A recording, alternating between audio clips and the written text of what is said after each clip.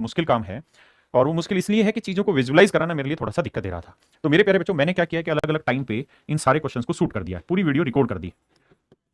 और ये वीडियो मेरे प्यारे बच्चों 1 घंटे 19 मिनट की वीडियो है। और मैं उम्मीद करता हूं कि इस 1 घंटे 19 मिनट में मैंने बहुत सारे क्वेश्चन आपको समझाए हैं, और आगे भी मैं ये वीडियो इसमें और कंटेंट बढ़ाते रहूंगा जैसे-जैसे नए सवाल हमें मिलेंगे, क्योंकि जो 3D फिगर्स होती हैं उसको तैयार करने में बहुत समय लगता है। मेरे प्यारे बच्चों, जितने भी मेरे क्वेश्चंस हैं उन सारे ही क्वेश्चंस की जो पीडीएफ वगैरह है वो आपको यहाँ मिल जाएगी। ये कितने क्वेश्चन है वो सारे के सारे क्वेश्चन ए टू जेड आपको यहाँ पीडीएफ के फॉर्मेट में मिल रहे हैं, जो मैं कराने लग रहा हूँ। और मेरे प्यारे बच्चों, इनका जो सोल्यूशन मिलेगा आपको, जो इनका हैंड रिटन सोल्यूशन है, उसके अंदर इनकी 3D फिगर्स को ही हमने चेक कर लगवाया है, क्योंकि ये बनाना थोड़ा सा मुश्किल है, इसलिए वो हैंड रिटन क्लास नोट्स में ये सारी 3D फिगर को ही जोड़ा हुआ है, ताकि आप चीजें महसूस कर पाएं। ध्यान से देखेंगे यहाँ तो आपको पता चलेगा कि जैसे ये क्यूब के अंदर दो गोले सेट करे हुए हैं इस तरीके से, तो हमने क्लास नोट्स में ये सारी फिगर एज जुड़वाई है, सो दैट आप अच्छे से समझ पाएं। ये गोले वाला सवाल है कि 3 गोले नीचे और 1 गोला ऊपर रखा हुआ है, फिर क्यूब बनाए। ये टॉर्च वाला क्वेश्चन है। तो ये मेरे प्यारे बच्चों बहुत बढ़िया बढ़िया सवाल है जिनको हमने यहाँ शामिल किया है। तो 1 घंटे 19 मिनट की वीडियो, उम्मीद आपको ये पसंद आएगी। आराम से मजे से इस वीडियो को देखिए और आनंद उठाइए। थैंक यू मेरे बच्चे। मेरे प्यारे बच्चों, सवाल में कह रहा है कि क्यूब है और उस क्यूब को उसके एक फेस के डायगोनल के अनुसार हमने उसको काट दिया। तो 4 भागों में हमने उसको काट दिया क्यूब को, तो चारों भागों का टोटल सरफेस एरिया आपको बताना है क्या होगा। और क्यूब की जो साइड की लेंथ है वो मेरे प्यारे बच्चों है 8 सेंटीमीटर। तो आइए मेरे प्यारे बच्चों समझाता हूं क्या कह रहा है। देखो मेरे बच्चों, जैसे आपको ये फिगर दिख रही होगी यहाँ, तो आप समझ पा रहे होंगे कि ये बेसिकली एक क्यूब है। क्या है मेरे प्यारे बच्चों? एक क्यूब है। क्या है मेरे भाइयों? एक क्यूब है। क्या है मेरे भाइयों? क्यूब है। हमने क्या किया इस क्यूब को मेरे प्यारे बच्चों, इस क्यूब के साथ हमने क्या किया है, ध्यान से देखना। इस क्यूब को हमने, इसका जो ये वाला फेस है, ये आप देख रहे होंगे कि वर्गाकार आधार, क्योंकि क्यूब का जो फेस होता है वो वर्गाकार होता है मेरे बच्चे। आपने कहा जी बिल्कुल सही। हमने इसको डायगोनली इस तरह से काट दिया। हमने मेरे प्यारे बच्चों डायगोनली इसे इस तरह से काट दिया, इसके एक फेस से एक विकर्ण के अनुसार उसको काट दिया। आप ये बात बहुत खूबसूरती से जानते होंगे कि स्क्वायर के जो डायगोनल होते हैं वो एक दूसरे को बाइसेक्ट भी करते हैं और परपेंडिकुलरली बाइसेक्ट भी करते हैं। हमने इस वाले टुकड़े को निकाला, समझ गए ना? ये वाला जो टुकड़ा इसके साथ लगा था, हमने इसका ये टुकड़ा निकाल लिया और ये टुकड़ा अलग से निकाल के यहाँ रख दिया। जब इस टुकड़े को अलग से निकालोगे तो मेरे प्यारे बच्चों इस टुकड़े की कहानी को समझना। अब आप ये देख पा रहे होंगे तरीके से कि ये जो टुकड़ा हमने निकाला है रेड कलर वाला, हमें इसका सरफेस एरिया चाहिए मेरे प्यारे बच्चों। हमें इसका मेरे प्यारे बच्चों क्या चाहिए? सरफेस एरिया चाहिए। और जब हम इसका सरफेस एरिया निकालने जाएंगे तो हमें ये देखना है कि ये इसका डायगोनल का आधा होगा, ये भी इसके डायगोनल का आधा होगा, ये 90-90 बनाएगा। ये वाली साइड 8 है, ये वाली साइड 8 है। और जैसा इसका बेस है ना मेरे बच्चे, या जैसा इसका टॉप है, वैसे ही इसका बेस भी जा रहा होगा, वैसे ही इसका बेस होगा। तो ये मेरे प्यारे बच्चों बन रहा है आपका प्रिज्म। क्या बन रहा है मेरे प्यारे बच्चों? ये आपका प्रिज्म बनने लग रहा है। अब इस कहानी को और अच्छे से समझाता हूं। देखिए मेरे दोस्त, ये है आपका क्या? क्यूब है। क्यूब के किसी भी फेस को, चाहे इस वाले फेस को समझो या इस वाले फेस को, इस तरह से डायगोनल में काट दिया। क्यूब के सारे फेसेस इक्वल होते हैं क्योंकि सारी साइड इक्वल होती है। तो जैसे मैंने इस वाले फेस को काट दिया कि भाई इस वाले फेस को डायगोनली ऐसे काट दिया, इस तरह इस तरह इस तरह इस तरह। तो जब काटोगे तो एक हिस्सा मेरे प्यारे बच्चों ये वाला मैंने निकाल लिया, ये वाला हिस्सा मैंने निकाल लिया, इस तरह का ये हिस्सा मेरे प्यारे बच्चों मैंने निकाल लिया, ये वाला हिस्सा मैंने निकाल लिया। अब हमें इस हिस्से के बारे में सारी जानकारी लेनी है और ऐसे कुल मिला के 4 हिस्से होने। 4 हिस्से होने। कौन कौन से 4 हिस्से होने मेरे बच्चों? देखो, एक हिस्सा तो ये वाला होना है, एक ऐसे, एक 2 ऐसे, एक ये वाला 3 और ऐसे मेरे बच्चों एक 4। तो कुल मिलाकर ऐसे 4 टुकड़ों में बढ़ जाएगा। अब मेरे बच्चों विकर्ण जो होता है स्क्वायर का होता है √2a, तो साइड की लेंथ 8 है तो विकर्ण की लेंथ होगी 8 √2। और मेरे बच्चे आप जानते हैं स्क्वायर के जो डायगोनल होते हैं परपेंडिकुलर बाइसेक्ट होते हैं और इसको 2 बराबर हिस्सों में भी बांटते हैं। इसका मतलब ये हुआ कि ये लेंथ 8 है तो ये पूरी लेंथ 8 √2 होगी। तो 8 √2 का आधा करोगे तो ये लेंथ आएगी मेरे प्यारे बच्चों 4 √2। तो ये 4 √2 होगी, ये भी 4 √2 होगी। अब मेरे प्यारे बच्चों इसके बारे में हमें जानकारी इकट्ठी करनी थी कि भाई ये साइड 4 √2 है, ये साइड 4 √2 है, ये राइट एंगल भी है एक दूसरे के ऊपर, ये वाली साइड 8 है। अब मेरे बच्चों मुझे इसका टोटल सरफेस एरिया निकालना है। तो ये किस्म से प्रिज्म बन रहा है, क्योंकि जैसा बेस आपको ये दिख रहा है ना, उसी तरीके का बेस आगे मूव ऑन भी कर रहा है। जैसा ये बेस आपको दिख रहा है वैसा ही बेस आगे मूव ऑन भी हो रहा है। हाँ है ना? तो मेरे बच्चे सेम ही बेस है। अब हमें इसका टोटल सरफेस एरिया निकालना है। तो टोटल सरफेस एरिया क्या रहता है भाई किसी भी प्रिज्म का? तो आप कहेंगे lateral surface area, curve surface area plus twice of base area. तो मेरे प्यारे बच्चों बेस क्या बना? ये ट्रायंगल बनी। ये ट्रायंगल कैसी बनी? राइट एंगल ट्रायंगल बनी। राइट एंगल ट्रायंगल का एरिया क्या होता है? Half into base into height. तो हाफ बेस हो गया 4 √2 और हाइट भी होगी 4 √2। तो मेरे बच्चे इसका एरिया निकालोगे 2 दूनी 4, 4 दूनी 8 और √2 को √2 से करा 2, 8 दूनी 16। तो मेरे प्यारे बच्चों कुल मिला के मतलब ये आया कि इस वाली ट्रायंगल का एरिया आ गया 16। तो बेस एरिया आ गया 16 और जितना बेस होगा उतना ही टॉप होगा। अब हमें निकालना है lateral surface area. Lateral surface area क्या रहता है जी? Base perimeter into height. Lateral surface area रहता है मेरे भाई बेस पेरीमीटर इनटू हाइट। तो बेस पेरीमीटर अगर आप निकालने जाओगे तो तीनों भुजाओं का जोड़ करोगे तो 4 √2 4 √2 कितना हो गया? 8 √2 जमा ये वाली साइड 8 इंटू में हाइट। और हाइट कितनी आएगी? Base perimeter into height. Height कितनी? 8। तो 8 से गुना करेंगे मेरे भाई, तो 8 × 64 √2 जमा 64 और 16 दूनी 32। तो 32 और 64 को जोड़ेंगे तो मेरे भाई आएगा 96 जमा 64 √2। ये मेरे भाई आंसर होगा। देखिए जिनको चीजें समझ में आती है वो तो तुरंत कर लेंगे, जिनको थोड़ी कम पल्ले पड़ती है उनको चीजों को विजुलाइज करना होगा कि प्रिज्म बन कैसे रहा। मेरे प्यारे बच्चों सवाल में कह रहा है जैसा कि आकृति में दर्शाया गया कि एक घन में एक समकोणीय त्रिभुजाकार पिरामिड काटा गया है XYZ, यानी इस कोण का एक कोना काटा गया, इस कोण का एक कोना काटा गया, ऐसे इस कोण का एक कोना काटा गया मेरे बच्चे। हाँ जी। और घन की हर एक भुजा की लंबाई 16 सेंटीमीटर है। तो कहता है कि जो ये पिरामिड काटा गया है ना, इस पिरामिड का कुल पृष्ठीय क्षेत्रफल ज्ञात करना है। मेरे बच्चों ध्यान से समझना, सवाल बेहद आसान है, बस छोटी छोटी सी बातें समझने की। मेरे बच्चों इसका मतलब ये पूरी साइड की लेंथ कितनी आ गई? तो आप कहेंगे 16। पूरी साइड की लेंथ कितनी है? 16। अगर पूरी साइड की लेंथ 16 है मेरे बच्चों तो ये वाली लेंथ होगी 8, ये वाली लेंथ भी कितनी होगी? 8, ये वाली लेंथ भी कितनी होगी? 8। अब मैं आपसे सिर्फ एक चीज जानना चाह रहा हूं कि आप मुझे इस वाली त्रिभुज का एरिया बता दो, इस वाली का। तो आप कहेंगे सर इसका बताना है तो बता देते हैं, आसान है। कैसे? कि सर ये एक राइट एंगल बनेगा, ये एक राइट एंगल बनेगा, आसानी से बताया जा सकता है। और राइट एंगल बनेगा तो सर इसका बेस भी 8 होगा, क्योंकि ये पूरी लेंथ है 16, ये आधा 8 है, ये भी बेस 8 है। तो सर एरिया होता है ट्रायंगल का कितना? Half into base into height, 8 × 8, 8 × 8। तो ये एरिया है मेरे बच्चे 32। तो मजे की बात जानते हो मेरे दोस्त क्या है? कि जितना एरिया इस वाली ट्रायंगल का होगा ना, उतना ही एरिया इस ट्रायंगल का होगा। ये भी राइट एंगल ही बन रहा है, बस 3D है इसलिए थोड़ा दूर तक दिख रहा है आपको। और ये भी मेरे बच्चों राइट एंगल ही बन रहा है, ये वाली त्रिभुज, ये वाली त्रिभुज। तो ये तीनों जो त्रिभुज यहां बनेंगी ना, ये भी 8 थी, ये भी 8 थी, ये भी 8, तो 3 त्रिभुज बनी, 1 2 3, तीनों त्रिभुजों का एरिया सेम होगा मेरे बच्चे। और हर ट्रायंगल का एरिया 32 है, तो 3 ट्रायंगल का एरिया होगा 32 3 96। हाँ जी, कहता जी हमने यहां से काटा और काट के इसे अलग निकाल दिया। अब मैं इसे 3D फिगर के थ्रू समझाता हूं कहानी क्या है। अब देखो मेरे भाई, ये कोई कोना है,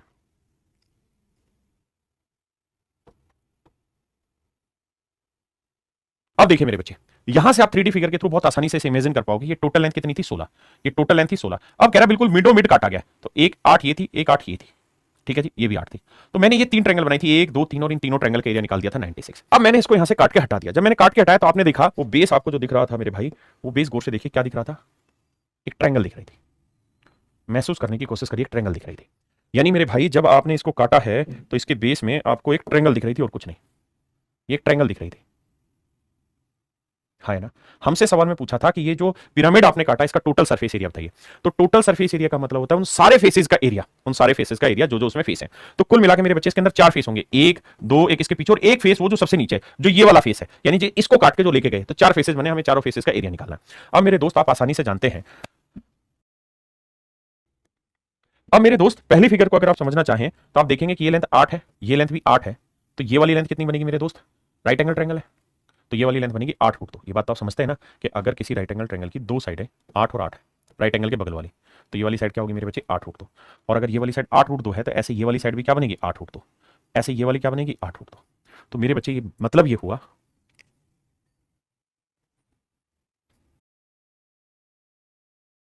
अब देखिए मेरे बच्चे, अब हमने इसको हटा दिया। तो मेरे बच्चे जो मैं आपको कहना चाह रहा हूं वो ये कि हमें इसका टोटल सरफेस चाहिए। तो टोटल सरफेस निकालते वक्त हमको क्या चाहिए, इन तीनों दीवारों का एरिया चाहिए, 1 2 पीछे वाली दीवार और जो बटे वाली दीवार है उसका एरिया चाहिए। तो ये बनी मेरे प्यारे बच्चों बटे वाली दीवार, यानी जो सबसे नीचे दीवार है, और इस दीवार की साइड की लेंथ हमने निकाली 8 रूट 2 8 रूट 2 8 रूट 2। तो मेरे बच्चे इनका एरिया निकालना है, तो एरिया निकालेंगे, इक्विलेटरल ट्रायंगल बना, एरिया होगा √3/4 ए स्क्वायर, ए की वैल्यू 8 रूट 2, तो 8 रूट 2 का वर्ग करेंगे तो 8 का वर्ग 64, रूट 2 का वर्ग 2, तो 4 से काटेंगे 16 16 दूनी 32, तो आंसर आया 32 रूट 3। तो मेरे बच्चे सवाल ने आपसे क्या पूछा है, तो सवाल आपसे जानना चाह रहा है कि टोटल सरफेस एरिया बताए। तो इस नीचे वाले फेस का जो कटा है, जो इसके जस्ट नीचे वाला हिस्सा है, उसका टोटल एरिया है 32 रूट 3, बिल्कुल सही है सर, उसके एरिया है 32 रूट 3। और इन तीनों दीवारों का 1 2 और ये इसके जस्ट पीछे वाली दीवार का एरिया कितना है 96। तो जो 32 कॉमन ले लेंगे मेरे भाई, तो और चाहो तो तो यहाँ बचेगा √3 और यहाँ बचेगा 3। अब मेरे बच्चे चाहो तो √3 भी कॉमन ले लो, तो 32 √3 कॉमन ले लोगे तो यहाँ बचेगा 1 और यहाँ बचेगा √3, दोनों ही मेरे आंसर हो जाएंगे जो दे रखा होगा। हाँ जी, क्या मेरी बात समझे। और मेरे बच्चों जो ये छोटा हिस्सा हमने अलग से काटा था, इसको ध्यान से देखना रोल कैसे हो रहा है, इसको आप एनालिसिस करना कि कैसे घूम रहा है ये मेरे प्यारे बच्चों। ये हमारा पिरामिड बन रहा है, ये हमारा पिरामिड बन रहा है। तो पिरामिड के 3 वर्टेक्स हुए, 1 2 3, और सबसे चौथा जो वर्टेक्स होगा मेरे बच्चों वो होगा कौन सा, इसके नीचे वाला हिस्से का। चौथा जो वर्टेक्स होगा उसके नीचे वाले फेस का, ये वाला जो फेस है इसका। तो ये जो ब्लैक फेस आपको दिखाई दे रहा है इसके नीचे का, ये क्या है ट्रायंगुलर शेप में, और अगर ये ट्रायंगुलर शेप में है तो मेरे बच्चों आप समझेंगे कि ये साइड थी 8 रूट 2, ये साइड थी 8 रूट 2, ये साइड थी 8 रूट 2। तो बाकी 3 दीवारें तो फिक्स थी जो राइट एंगल कट रही थी, और जो नीचे का फेस था इसका एरिया हमने निकाल दिया। तो सारे फेसेस के एरिया का जोड़ हमारा मेरे बच्चों कहलाएगा टोटल सरफेस एरिया। देखिए दोस्त, सवाल में कहा है कि लंबवर्तीय शंक्वाकार टोपी मेज पर एक दूसरे पर रखी गई है, रखे हुए दो गोलों को यथोचित रूप से इस प्रकार ढक लेती है कि दोनों गोलों को स्पर्श करती है। यानी 2 गोले रखे थे, एक गोला फिर उसके ऊपर दूसरा गोला, ठीक है जी, उन दोनों के ऊपर ये शंक्वाकार टोपी डाल दी गई, मतलब शंकु डाल दिया गया, दोनों गोलों को स्पर्श करती है। मान लीजिए छोटे गोले की त्रिज्या r है और बड़े गोले की त्रिज्या कैपिटल R, यानी एक की रेडियस स्मॉल r है, एक की रेडियस कैपिटल R है। तो कहता है मान लीजिए शंकु का शीर्ष कोण है, मान लीजिए शंकु का शीर्ष कोण, let the vertical angle of the cone, मतलब जो शंकु है वो ऐसे टेढ़ा मेढ़ा नहीं, बिल्कुल सीधा खड़ा हुआ है, 90 डिग्री पे शंकु सीधा खड़ा हुआ है।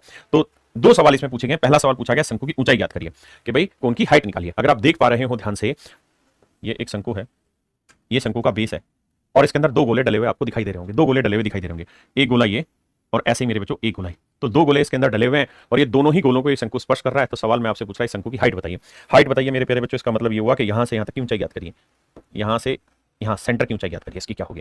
ये 3D फिगर आपको 3D फिगर तरीके से समझनी होगी, मैं एक बार रोल करके दिखाता हूं। देखिए ये पूरी 3D फिगर आप देख पा रहे हो, तो मेरे बच्चे प्रॉपर आप समझ पा रहे होंगे ये 3D फिगर कैसे है और गोले इसके अंदर कैसे हैं और इसके हर हिस्से को टच कैसे कर रहे हैं। तो ये जो स्पेस आप देख रहे हैं इस लाल वाले गोले और कोन के बीच में, ये सबसे बड़ा मैटर करता है। और जो ये नीचे वाला गोला है ये आप देखेंगे कि बिल्कुल इसके सरफेस को टच करेगा, जहां ये रखा हो जाता है वहां टच करेगा, नहीं इसके बेस को टच करता है। देखिए मेरे बच्चे, कहता है इस शंकु के अंदर 2 गोले रखे, एक बड़ा गोला रखा है इसके बेस पे, पहले नीचे इसके बेस पे टेका यहां ले जाके, दूसरा गोला फिर इस गोले के जस्ट ऊपर टेक दिया हमने लाके। हाँ जी, तो इस तरह 2 गोले रखे हुए हैं। अब मेरे बच्चे एक गोले की रेडियस को उसने r नाम दिया है, दूसरे गोले की रेडियस को उसने स्मॉल r नाम दिया है। हाँ जी, अगर मैं इस क्वेश्चन को डिटेल में समझाऊं तो मैं आपको ये कहूंगा मेरे प्यारे बच्चों कि ये जो हाइट है, ये यहां से यहां तक की जो हाइट है कैपिटल R हुई, ये यहां से यहां तक की लेंथ R हुई, ये यहां से यहां तक की लेंथ को कैपिटल R बोलेंगे मेरे बच्चे, ये यहां से यहां तक की लेंथ को हम R बोलेंगे मेरे बच्चे। अगर आप देख पा रहे हैं मेरी बात को जो लिखा हुआ है। अब मेरे बच्चों बड़ी कहानी ये है कि ये दो सिमिलर ट्रायंगल बना लेगा। जो गोले इसके शंकु की जो भुजाएं हैं वो सारी की सारी शंकु की भुजाएं दोनों गोलों को टच कर रही है, ऐसा सवाल में लिखा है। तो मेरे प्यारे बच्चों इस तरीके से एक ट्रायंगल बन जाएगा यहाँ, जिसमें ये राइट एंगल होगा कैपिटल आर, ये राइट एंगल होगा कैपिटल आर, ये स्मॉल आर। हाँ जी, ये जो लेंथ होगी, हम यहां से यहां तक की जो लेंथ है, यहां से यहां तक की लेंथ को x मान ले रहे हैं। तो मेरे बेटे छोटे वाली इसकी हाइट हो जाएगी x प्लस आर, यहां से यहां तक की हाइट आ जाएगी x प्लस आर। जबकि मैं पूरे की अगर यहां से यहां तक की हाइट की बात करूं मेरे प्यारे बच्चों, इस पॉइंट तक की हाइट बात करूं तो x plus are capital R. तो ये पूरी जो हाइट आएगी मेरे प्यारे बच्चों, ये आएगी x plus R plus capital R. देख रहे हैं ना, x ये वाली लेंथ मैंने यहां से यहां तक की लेंथ को मैंने x माना, ये r और ये कैपिटल आर। जब मैं यहां से इस ट्रायंगल को ऊपर घुमाऊंगा कहानी को, अब जरा ध्यान देना। अब मेरे बच्चे अगर आप ये बात समझते हैं कि किसी लाइन के पैरेलल कोई दूसरी लाइन खींचते हैं तो दो सिमिलर ट्रायंगल बनाता है, और सिमिलर बनाता है तो हर एक करस्पॉन्डिंग साइड्स की लेंथ का रेशियो सेम रहता है। तो यहां देखो बड़े वाली ट्रायंगल की साइड की लेंथ क्या हो गई, x plus R 2r plus capital R. जबकि छोटे वाली ट्रायंगल की साइड की लेंथ क्या हो गई, x प्लस आर। हाँ जी, पूरी बड़ी ट्रायंगल की साइड की लेंथ क्या है, कैपिटल आर, और छोटी ट्रायंगल की साइड की लेंथ क्या है, आर। मैंने दो करस्पॉन्डिंग साइड्स का रेशियो ले लिया, पूरी बड़ी साइड बटे छोटी साइड। तो यहाँ पे पूरी बड़ी साइड बटे छोटी साइड ले ली। अब मेरे बच्चों मैंने क्रॉस मल्टीप्लाई करूंगा तो ये आएगा xr plus 2r square plus r into R. R को इससे करेंगे तो आर एक्स आएगा मेरे बच्चों, और आर इंटू आर। अब मेरे भाइयों मेरे बच्चों आर इंटू आर से आर इंटू आर कटा, ये वाली वैल्यू जब इधर लाओगे या इसको उधर ले जाओगे तो ये आर एक्स है, ये उधर जाएगा तो माइनस आर एक्स होगा। तो एक्स कॉमन ले लोगे तो यहां बचेगा आर माइनस आर, और यहां बचेगा 2r स्क्वायर। तो मेरे प्यारे बच्चों एक्स की जो वैल्यू आएगी वो 2r square upon r minus R है। हमसे पूछा है पूरे शंकु की हाइट, पूरे शंकु की हाइट मतलब यहां से यहां तक की लेंथ निकाल के बताइए। तो मेरे प्यारे बच्चों ये वाली लेंथ कितनी है, x प्लस आर। ये वाली लेंथ कितनी हो गई, r। ये वाली लेंथ कितनी हो गई, r प्लस आर 2r। तो मेरे बच्चे ध्यान दोगे तो x की वैल्यू हमारे पास आ गई कितनी, 2r square upon r minus R. हाँ जी, x की वैल्यू आ गई, बाकी तो 2r ये था, सॉरी कैपिटल आर था। तो small 2r plus capital 2r, 2 common ले लेंगे तो r प्लस आर बच जाएगा। अब मेरे प्यारे बच्चों जब आप इसका एलसीएम लोगे तो r माइनस आर आएगा, बिल्कुल। तो यहां तो बचेगा 2r स्क्वायर, बिल्कुल सही सर, यहां 2। तो मेरे बच्चे ये देखो r माइनस आर को r प्लस आर से गुना करोगे, तो r माइनस आर को r प्लस आर से गुना करोगे मेरे भाई, r माइनस आर को r प्लस आर से गुना करोगे तो a plus B into A minus B क्या होता है, a square minus B square, तो r square minus R square. तो ये हो जाएगा r square minus R square. और मेरे बच्चे अब बात को समझना कि होगा क्या कि 2 को इससे करेंगे तो बचेगा 2 कैपिटल आर स्क्वायर, और स्मॉल वाले से करेंगे माइनस 2r स्क्वायर, यहाँ plus 2r square, 2r square से 2r स्क्वायर कटा, बटे में आया r माइनस आर।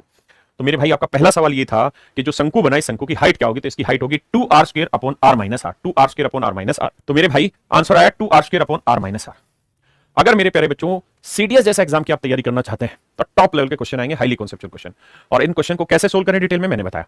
अब मेरे प्यारे बच्चों हम बात करते हैं शॉर्टकट की, कि शॉर्टकट में इन सवालों को कैसे किया जाए। मेरे प्यारे बच्चों मेंसुरेशन 2D में आपने रिजल्ट पढ़े होंगे, अगर आप मुझसे क्लास में पढ़ रहे हैं तो मैंने ये समझाया था कि जब भी किसी ट्रायंगल में बेसिकली कोन जो होता है वो इस तरीके से ट्रायंगल होती है, समझो ट्रायंगल को घुमा के बनाया गया होता है, कोन जो होता है ट्रायंगल को घुमा के बनाया गया होता है। और जब भी इस तरह से दो गोले शिफ्ट करे जाते हैं इसके अंदर, तो अगर इस गोले की रेडियस 3 लोगे ना तो इस गोले की रेडियस 1 लेनी होगी। ये बेसिकली 2D में एक क्वेश्चन बताया जाता है कि अगर ये कोई इक्विलेटरल ट्रायंगल है, अगर ये समबाहु त्रिभुज है और समबाहु त्रिभुज में दो गोले सेट किए हैं जो इनकी सारी साइडों को टच कर रहे हैं, ये वाला और ये दोनों साइडों को, इस गोले को, तो इनकी रेडियस की लेंथ का रेशियो 1:3 होता है। मेरे बच्चों सवाल ने बोला तो है नहीं कौन के बारे में कुछ, और जब हमें वेरिएबल आंसर रखा है तो वेरिएबल में को हम कैसे भी अपने तरीके से सोल्व कर सकते हैं वैल्यू पुट करके। तो आपको ये आंख बंद करके मान लेना था कि छोटे गोले की रेडियस 1 है तो बड़े गोले की रेडियस 3 है, और बस इसी के आधार पर सवाल को सोल्व कर देना था। और अगर मेरे बच्चे इस आधार पर सवाल को सोल्व करोगे तो देखो ध्यान से, अगर इस आधार पर आप सवाल को सोल्व करने जाओगे मेरे बेटे, तो ये देखना ये लेंथ कितनी आ गई, 1। ये लेंथ कितनी आ गई, 1। ये लेंथ कितनी आ गई, 1। हाँ जी, बताते रहना बस, और कुछ है ही नहीं।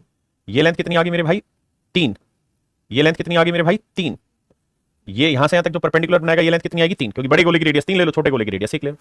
अब मेरे प्यारे बच्चों अगर आप इसे सिमिलर ट्रायंगल के थ्रू से सोल्व करेंगे तो आप जानते हैं ये रेडियस 3 है, ये रेडियस 1 है। ये वाली साइड मान लो आपको समझाने के लिए मैं समझा देता हूं x है, तो ये यहां से यहां तक की लेंथ कितनी होगी, x+1, तो ये लेंथ हो गई x+1। और पूरी बड़ी ट्रायंगल की बात करें तो 1 और 1 2, 3 और 3, यहां से अगर हाइट लूं तो 3 और 1 4 और 1 5 जमा x, तो ये वाली आएगी 5 जमा x। रेशियो लेंगे तो x+1 छोटी साइड बटे बड़ी साइड, बराबर लेना होगा छोटी साइड बटे बड़ी साइड। तो देखो ये आएगा 3x जमा 3, ये आएगा 5 जमा x, क्रॉस करेंगे, x इधर लाएंगे 2x, 5 में से 3 गया 2, तो मेरे बच्चे x की वैल्यू आ जाएगी 1। अगर आपने मेंसुरेशन 2D भी पढ़ा होता तरीके से तो आपको ये रिजल्ट x मान के करने की जरूरत नहीं होती। तो मेरे बच्चे वहां पे मैंने ये रिजल्ट बहुत अच्छे से एक्सप्लेन किया हुआ होता है कि ये यहां से यहां तक की जो हाइट है ये 1 बचती है। इसको पूरा डिटेल में मैं समझाऊंगा क्या क्या कहानी होती मेरे प्यारे बच्चों। अब x की वैल्यू 1 आ गई, तो देखो ये लेंथ 1 आई, ये लेंथ 1 और 1 2 हो गई। देखो 1 और 2 कितना हो गया, 3, 3 और 6 9, तो यानी टोटल जो हाइट बैठेगी वो 9 बैठेगी। अब जो ऑप्शन 9 दे रहा हो वो मेरा आंसर सही देखो भाई 9 आना है। हमें ये पता है कि स्मॉल आर की वैल्यू क्या है 1 और कैपिटल आर की वैल्यू क्या है 3। अगर यहाँ 1 रखोगे तो 1 के बटे ही उत्तर रह जाएगा, यहाँ 1 रख और 3 का और 9 9 और 1 10 10 दूनी 20, और नीचे रखोगे 2 तो कट के आ जाएगा 10, तो सी ऑप्शन भी नो आंसर नहीं दे रहा है। इसको रखोगे तो ये 10 10 में से ये भी 10 को 2 से बांट देंगे 5 आंसर आ जाए, लेकिन जब यहां रखोगे मेरे बच्चे तो कैपिटल आर की वैल्यू 3, 3 का वर्ग 9, तो 2 गुना 9, और मेरे बच्चे कैपिटल आर की वैल्यू 3, स्मॉल आर की वैल्यू 1, 3 में से 1 गया, 2, 2 से 2 कट के मेरा आंसर आ गया 9, जो मुझे चाहिए था। तो हाइट आएगी 9। अब मेरे प्यारे बच्चों हम बात करते हैं इसके शॉर्टकट की। शॉर्टकट के लिए कुछ छोटे छोटे रिजल्ट है जो आपको हमेशा के लिए कान के बांध लेने और याद रखने। आइए उन छोटे छोटे रिजल्ट के बारे में चर्चा कर लें मेरे प्यारे बच्चों। देखिए यार, हमें ये नहीं दे रखा कि जो शंकु है उसका केंद्रीय कोण कितने डिग्री का बन रहा है जिस एक्स पे वो घूम रहा है। तो अगर कुछ नहीं दे रखा और आंसर सारे वेरिएबल में है, आर में, कैपिटल आर में, तो हमें कोई दिक्कत ही नहीं है कि हम अपनी तरफ से कोई भी साइड लेके समझ लें। एक बेसिक चीज समझना मेरे प्यारे बच्चों, अगर कोई इक्विलेटरल ट्रायंगल है, अगर कोई इक्विलेटरल ट्रायंगल है और अगर उस इक्विलेटरल ट्रायंगल में हम एक इनसर्कल खींचे, फिर जो जगह बच गई उसमें एक इनसर्कल खींचे, फिर जो जगह बच गई उसमें एक इनसर्कल खींचे, फिर जो जगह बच गई उसमें एक इनसर्कल खींचे, तो हमेशा ध्यान रखना मेरे प्यारे बच्चों, इन सारे इनसर्कलों की रेडियस का रेशियो 1:3 1:3 1:3 चलता रहेगा। मतलब अगर इसकी रेडियस में 1 यूनिट लूंगा ना मेरे भाई, तो इसकी रेडियस 3 गुना लेनी होगी, इसकी रेडियस 3 का 3 गुना 9 लेनी होगी, उससे अगले की रेडियस 9 का 3 गुना 27 लेनी होगी। अगर इक्विलेटरल है तो हमेशा ही इनकी रेडियस का रेशियो 1:3:9 होगा। ये बात पक्का बांध लीजिए। ये जरूरी नहीं कि 3 हो, अगर ये 2 में भी बन रही होगी तो भी ऐसे ही बनेगी मेरे भाई। अगर ये ट्रायंगल अगर मेरे बच्चों यहां से मैं इसको भी खींच दूं तो विश्वास मानिए ये भी एक इक्विलेटरल ट्रायंगल ही बन रही होगी, ये वाली भी एक इक्विलेटरल ट्रायंगल ही बन रही होगी ये वाली, और इस इक्विलेटरल में भी इनका रेशियो 1:3 होगा। ऐसे ही मेरे भाई जब मैं इसको यहां से मिला दूंगा ना तो भी विश्वास करिए कि ये भी एक इक्विलेटरल ही बन रही होगी, और इनकी लेंथ का रेशियो भी मेरे बच्चे, मतलब इसके अंदर भी अगर एक सर्कल और बनाएंगे तो वो भी 1:3 में ही रेडियस को डिफाइन करेगा। तो इस बात को हमेशा ध्यान रख लेना क्या कि अगर इस तरह से सर्कल के ऊपर सर्कल सर्कल जो टच करता रहे तो इनकी रेडियस का रेशियो 1:3 रहता है। एक बात और, इनकी इन ट्रायंगल्स की हाइट का रेशियो भी 1:3 में रहेगा। अगर इस पूरी ट्रायंगल की हाइट 1 होगी, यानी अगर मैं यहां पे भी एक लाइन खींच दूं मेरे भाई, यहां पे भी अगर मेरे बच्चों में एक लाइन खींच दूं, तो बड़ी बात यहां पे ये होगी समझने की कि ये वाली हाइट अगर मेरे बच्चों 1 यूनिट है तो ये वाली हाइट 3 यूनिट होगी, ये वाली हाइट 9 यूनिट होगी, ये वाली हाइट 9 का 3 यूनिट, 9 3 गुना 27 यूनिट होगी। तो मेरे बच्चे इस तरह से जितनी भी ट्रायंगल बनेगी इनकी हाइट का रेशियो भी 1:3 ही रहेगा। तो मुझे एज ए स्टूडेंट ये समझना था कि सवाल जरूर मेंसुरेशन 3D का, लेकिन काम मेंसुरेशन 2D की ही तरह करेगा। तो जब मैं इस सवाल पे आया तो जैसे ही मैंने हमला बोला तो मेरा पहला काम ये होना था कि मैंने यहां अपनी तरफ से मान लेना है कि जो 3D फिगर है, जो कोण है, वो एक इक्विलेटरल ट्रायंगल की तरह ही घुमा हुआ है, और इसके अंदर 2 सर्कल है भाई, एक सर्कल यहां सेट किया हुआ मेरे भाई और एक सर्कल यहां सेट किया हुआ, बस और कुछ नहीं समझना। और आपको ये फोकस करना था कि अगर इसकी रेडियस 1 है तो इसकी रेडियस मेरे बच्चे 3 होगी, यानी इन दोनों सर्कल की रेडियस की लेंथ का रेशियो 1:3। क्या मेरी बात समझ पाए? और अगर इस पूरे कोण की हाइट आपने पकड़नी है तो आप इस तरह से पकड़िएगा कि भैया यहां से अगर ये लाइन ऐसे खींच दें, ये लाइन ऐसे खींच दें, तो इसका मतलब छोटे वाले की हाइट अगर 1 होगी ना तो बड़े वाले की हाइट 3 होगी, 3 गुना होगी, और उससे बड़े वाले की हाइट 3 का 3 गुना 9 होगी। आप करके देख लें, अगर मैं इसकी हाइट को 1 मान लूं तो नेचुरल है इसकी रेडियस 1 है तो ये वाली लेंथ 1 हो गई और ये वाली लेंथ भी क्या हो गई 1। तो आप जरूर ध्यान से देखिए, 1 और 1 कितना हो गया 2, तो पूरी हाइट कितनी आ गई 3, हाँ है ना।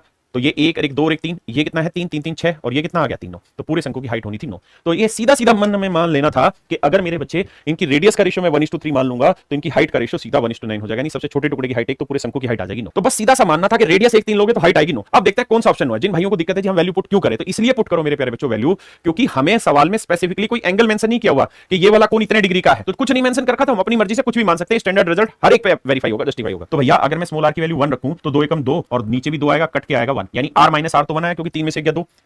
ऐसे ही मेरे बच्चे यहां करोगे तो बटे तो 2 आएगा, ऊपर देखेंगे तो 3 का और 9 1 10 10 दूनी 20 20 से काटेंगे 10, ये भी जस्टिफाई नहीं हो रहा।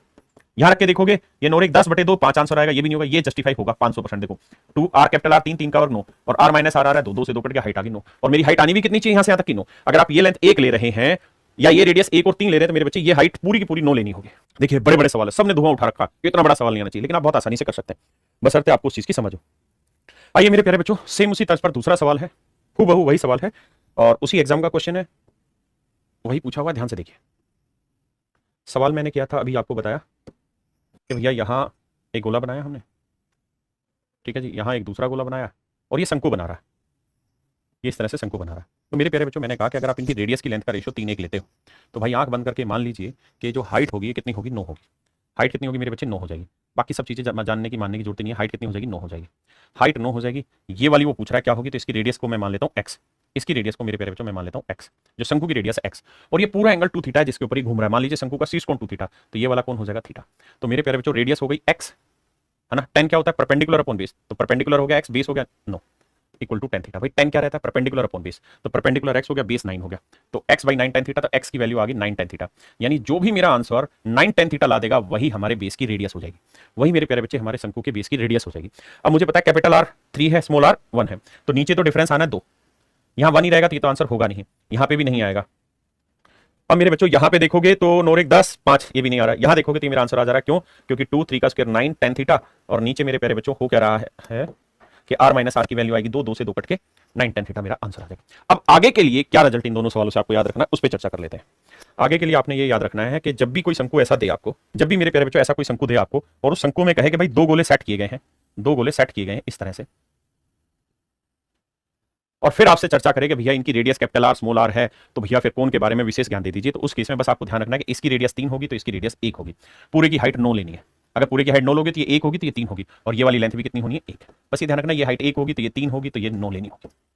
बस इस रिलेशन को ध्यान रखना कि अगर रेडियस का रेशियो 1:3 लोगे तो हाइट 1:3 9 लेनी। बस इतने के आधार पे सारे सवाल ब्रेक हो जाएंगे, आपको कोई दिक्कत नहीं है, बशर्ते अगर सारी वैल्यू आपको वेरिएबल में रखी हो, थीटा आर कैपिटल आर। तो बस इस चीज को फॉलो करना और हर एक सवाल को आप चुटकियों में सोल्व कर सकते हैं। Thank you. अब आप मुझे बताइए आपको सवाल कैसा लगा, लाइक करके और शेयर करके मेरी वीडियो। थैंक यू मेरे प्यारे बच्चों। सीजीएल टायर 2 2021 मेंस में बहुत बेहतरीन सवाल है, एक बार पढ़ने की कोशिश करते हैं, आपको समझाता हूं।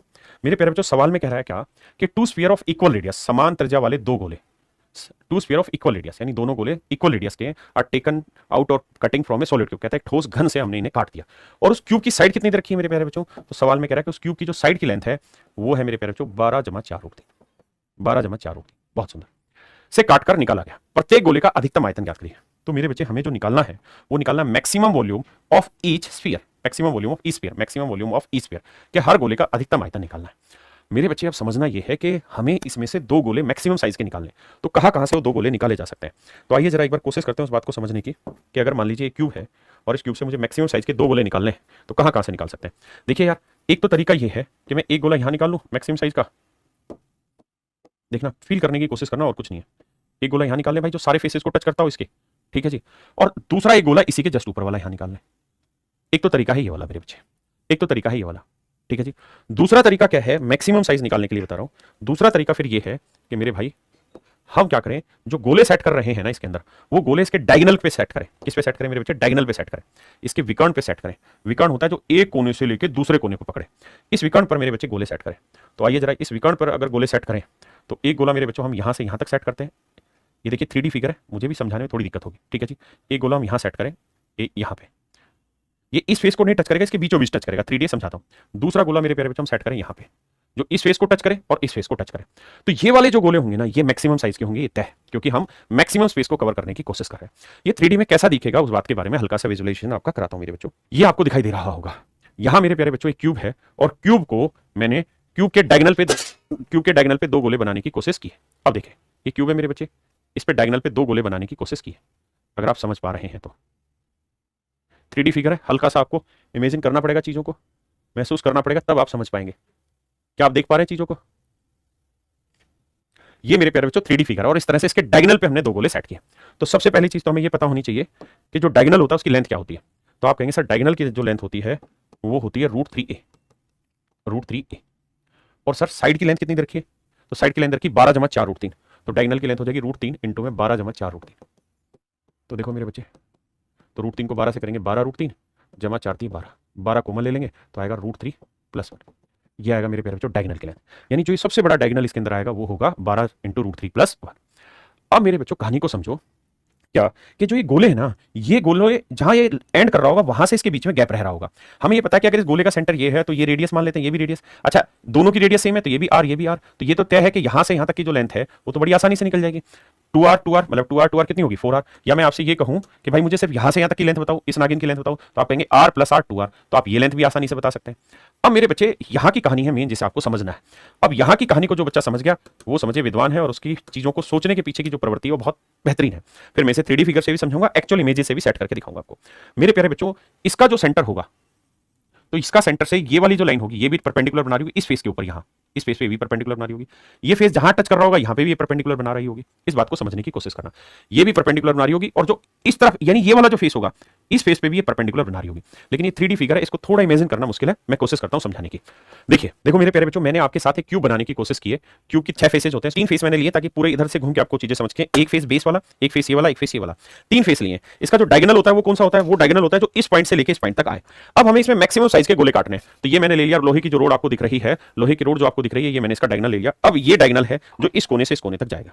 अब मेन मूल बात समझना मेरे प्यारे बच्चों, जब ये इससे टकराएगा, ऐसे टकराएगा, तो ये बेसिकली गोले छोटे हैं, बड़े गोले होंगे। और मैं थोड़ा नजदीक लेके समझाने की कोशिश करता हूं कि वो इसको टच कर रहा होगा इस तरह से, इधर दिखाना। तो जब ये टच कर रहा होगा तो इस फेस को टच कर रहा होगा, यहां वाले बिंदु को, ऐसे ही एक बिंदु यहां को टच कर रहा होगा, और ऐसे ही जब इसके ऊपर फेस रखा जाएगा तो ये वाला पॉइंट, जो ये वाला पॉइंट है, ये वाला पॉइंट इसके ऊपर वाले फेस को टच कर रहा होगा। तो मेरे बच्चे ये क्यूब बना रहे होंगे, ध्यान से देखो क्या बना रहे होंगे, क्यूब बना रहे होंगे। किससे? इस गोले के सेंटर से इसकी डिस्टेंस भी आर होगी, इसकी डिस्टेंस भी आर होगी, और उस पॉइंट, उस सेंटर से इसकी जो हाइट होगी वो भी आर होगी। तो मेरे प्यारे बच्चों ये क्यूब बनाने लग रहे होंगे। इस क्यूब को ही बेसिकली समझना है और कुछ नहीं समझना। क्या बना रहे होंगे? क्यूब बनाने लग रहे होंगे। अब देखो मेरे बच्चे, जैसे ये गोला है, ठीक है, इस गोले को जब मैं यहां लगाऊंगा ना तो ये तीन फेसेस टच कर रहा होगा, ये वाला फेस, ये वाला फेस और ये टॉप वाला फेस, ठीक है। जब टच कर रहा होगा ना तो जहां इसका सेंटर होगा, इस गोले का जहां सेंटर होगा, इस गोले का अगर ध्यान से देखोगे तो सेंटर में इसको दो हिस्सों में कर देता हूं और एक दूसरा कलर शामिल कर देता हूं ताकि जल्दी से आप समझ पाएं। तो इसका जो सेंटर होगा ना वो यहां होगा, सेंटर यहां होगा मेरे बच्चों।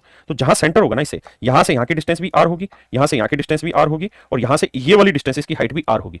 तो ये R centimetre height, R centimetre length और आर सेंटीमीटर ब्रेड्थ का एक क्यूब बन रहा होगा, और सेंटर से ये जो डिस्टेंस होगी ये इस क्यूब का क्या होगा मेरे प्यारे बच्चों? डायगोनल होगा, ठीक है। अब इस बात को मैं अच्छे से अलग से डिफाइन करता हूं कि मेरे बच्चों जो इसका सेंटर बनेगा, जैसे गोला है, ये गोला है, ध्यान देना, एक गोला है, स्क्वायर नहीं है। और जब हम गोला कह रहे हैं तो वहां आपको बातें समझनी होंगी। अगर मेरे बच्चों स्क्वायर होता ना तो ये हो जाती रेडियस, यहां से यहां तक की आर, ये हो जाती आर, ठीक है जी, ये भी आर होती, ये भी आर होती, और ये हो जाता इसका डायगोनल। इस डायगोनल की लेंथ लिख देते √2r। लेकिन समझो ये 2D फिगर थोड़ी है, तो 3D फिगर है। अगर 3D फिगर है ना मेरे बेटा, तो इसी फिगर को विजुलाइज करो कि जैसे ये 2D, एक डायमेंशन इधर गई, एक डायमेंशन इधर गई, तो ऐसे ही एक डायमेंशन इधर भी तो आएगी, एक डायमेंशन इधर भी तो आएगी। यानी ये लेंथ भी कितनी होगी, जो ब्लैक मार्कर आपको दिख रहा है, ये लेंथ भी तो आर होगी, तो ये लेंथ आर होगी, है ना। तो ये आर बनी, ये आर बनी, ये आर बनी, और इसके सेंटर से इसका जो डायगोनल मिलाओगे वो लेंथ होगी √3r। यानी मेरे प्यारे बच्चों यहां ये क्यूबॉइड बनाएगा, ऐसे ऐसे मेरे प्यारे बच्चों ये क्यूब बना देगा। और इस क्यूब की भी अगर आप ध्यान देंगे तो ये लेंथ भी आर होगी, ये लेंथ भी आर होगी, ये लेंथ भी आर, ये भी आर, ये भी आर। और हमें इस क्यूब का निकालना डायगोनल, तो इस क्यूब का दोस्त जानते हो डायगोनल क्या होगा? यहां से लेके यहां तक। और अगर आप ये जानना चाह रहे हैं कि गोला कहां रखा गया होगा, तो मेरे बच्चे गोला रखा गया, गोले का सेंटर होगा ये, तो गोला रखा जा रहा होगा ऐसे, और गोला है, सर्कल नहीं है। इस गेंद को जो टच कर रहा होगा ना मेरे भाई साहब, तो एक बेस होगा, ठीक है, एक ये वाला बेस होगा, देख रहे हैं ना, एक ये वाला बेस होगा, एक ये वाला बेस, एक ये वाला, तो एक क्यूबॉइड बना देगा उस सिचुएशन में। और जब क्यूबॉइड बना देगा तो यहां से यहां तक की जो लेंथ होगी वो इस क्यूबॉइड का डायगोनल होगी, और अगर साइड आर है तो क्यूबॉइड का डायगोनल होगा √3r। इसका मतलब मेरे बच्चों, कहने का मतलब यहां पे ये हुआ कि ये जो लेंथ है यहां से यहां तक की, ये आर होगी, ये आर होगी, तो ये लेंथ हो जाएगी 2r, ठीक है जी। दूसरा, इसके अलावा मेरे भाई ये वाली जो लेंथ है, ये वाली जो लेंथ है, ये हो जाएगी उस क्यूबॉइड का डायगोनल √3r। ये हो जाएगी मेरे बच्चों उस क्यूबॉइड का डायगोनल √3r। और अब यहां से अगर आप विजुलाइज करना चाहें तो बहुत प्रॉपर्ली आप समझ पा रहे होंगे कि ये 3D कैसे फिगर बन रही है। तो ये बनेगा √3r, ये भी मेरे प्यारे बच्चों √3r बनेगा।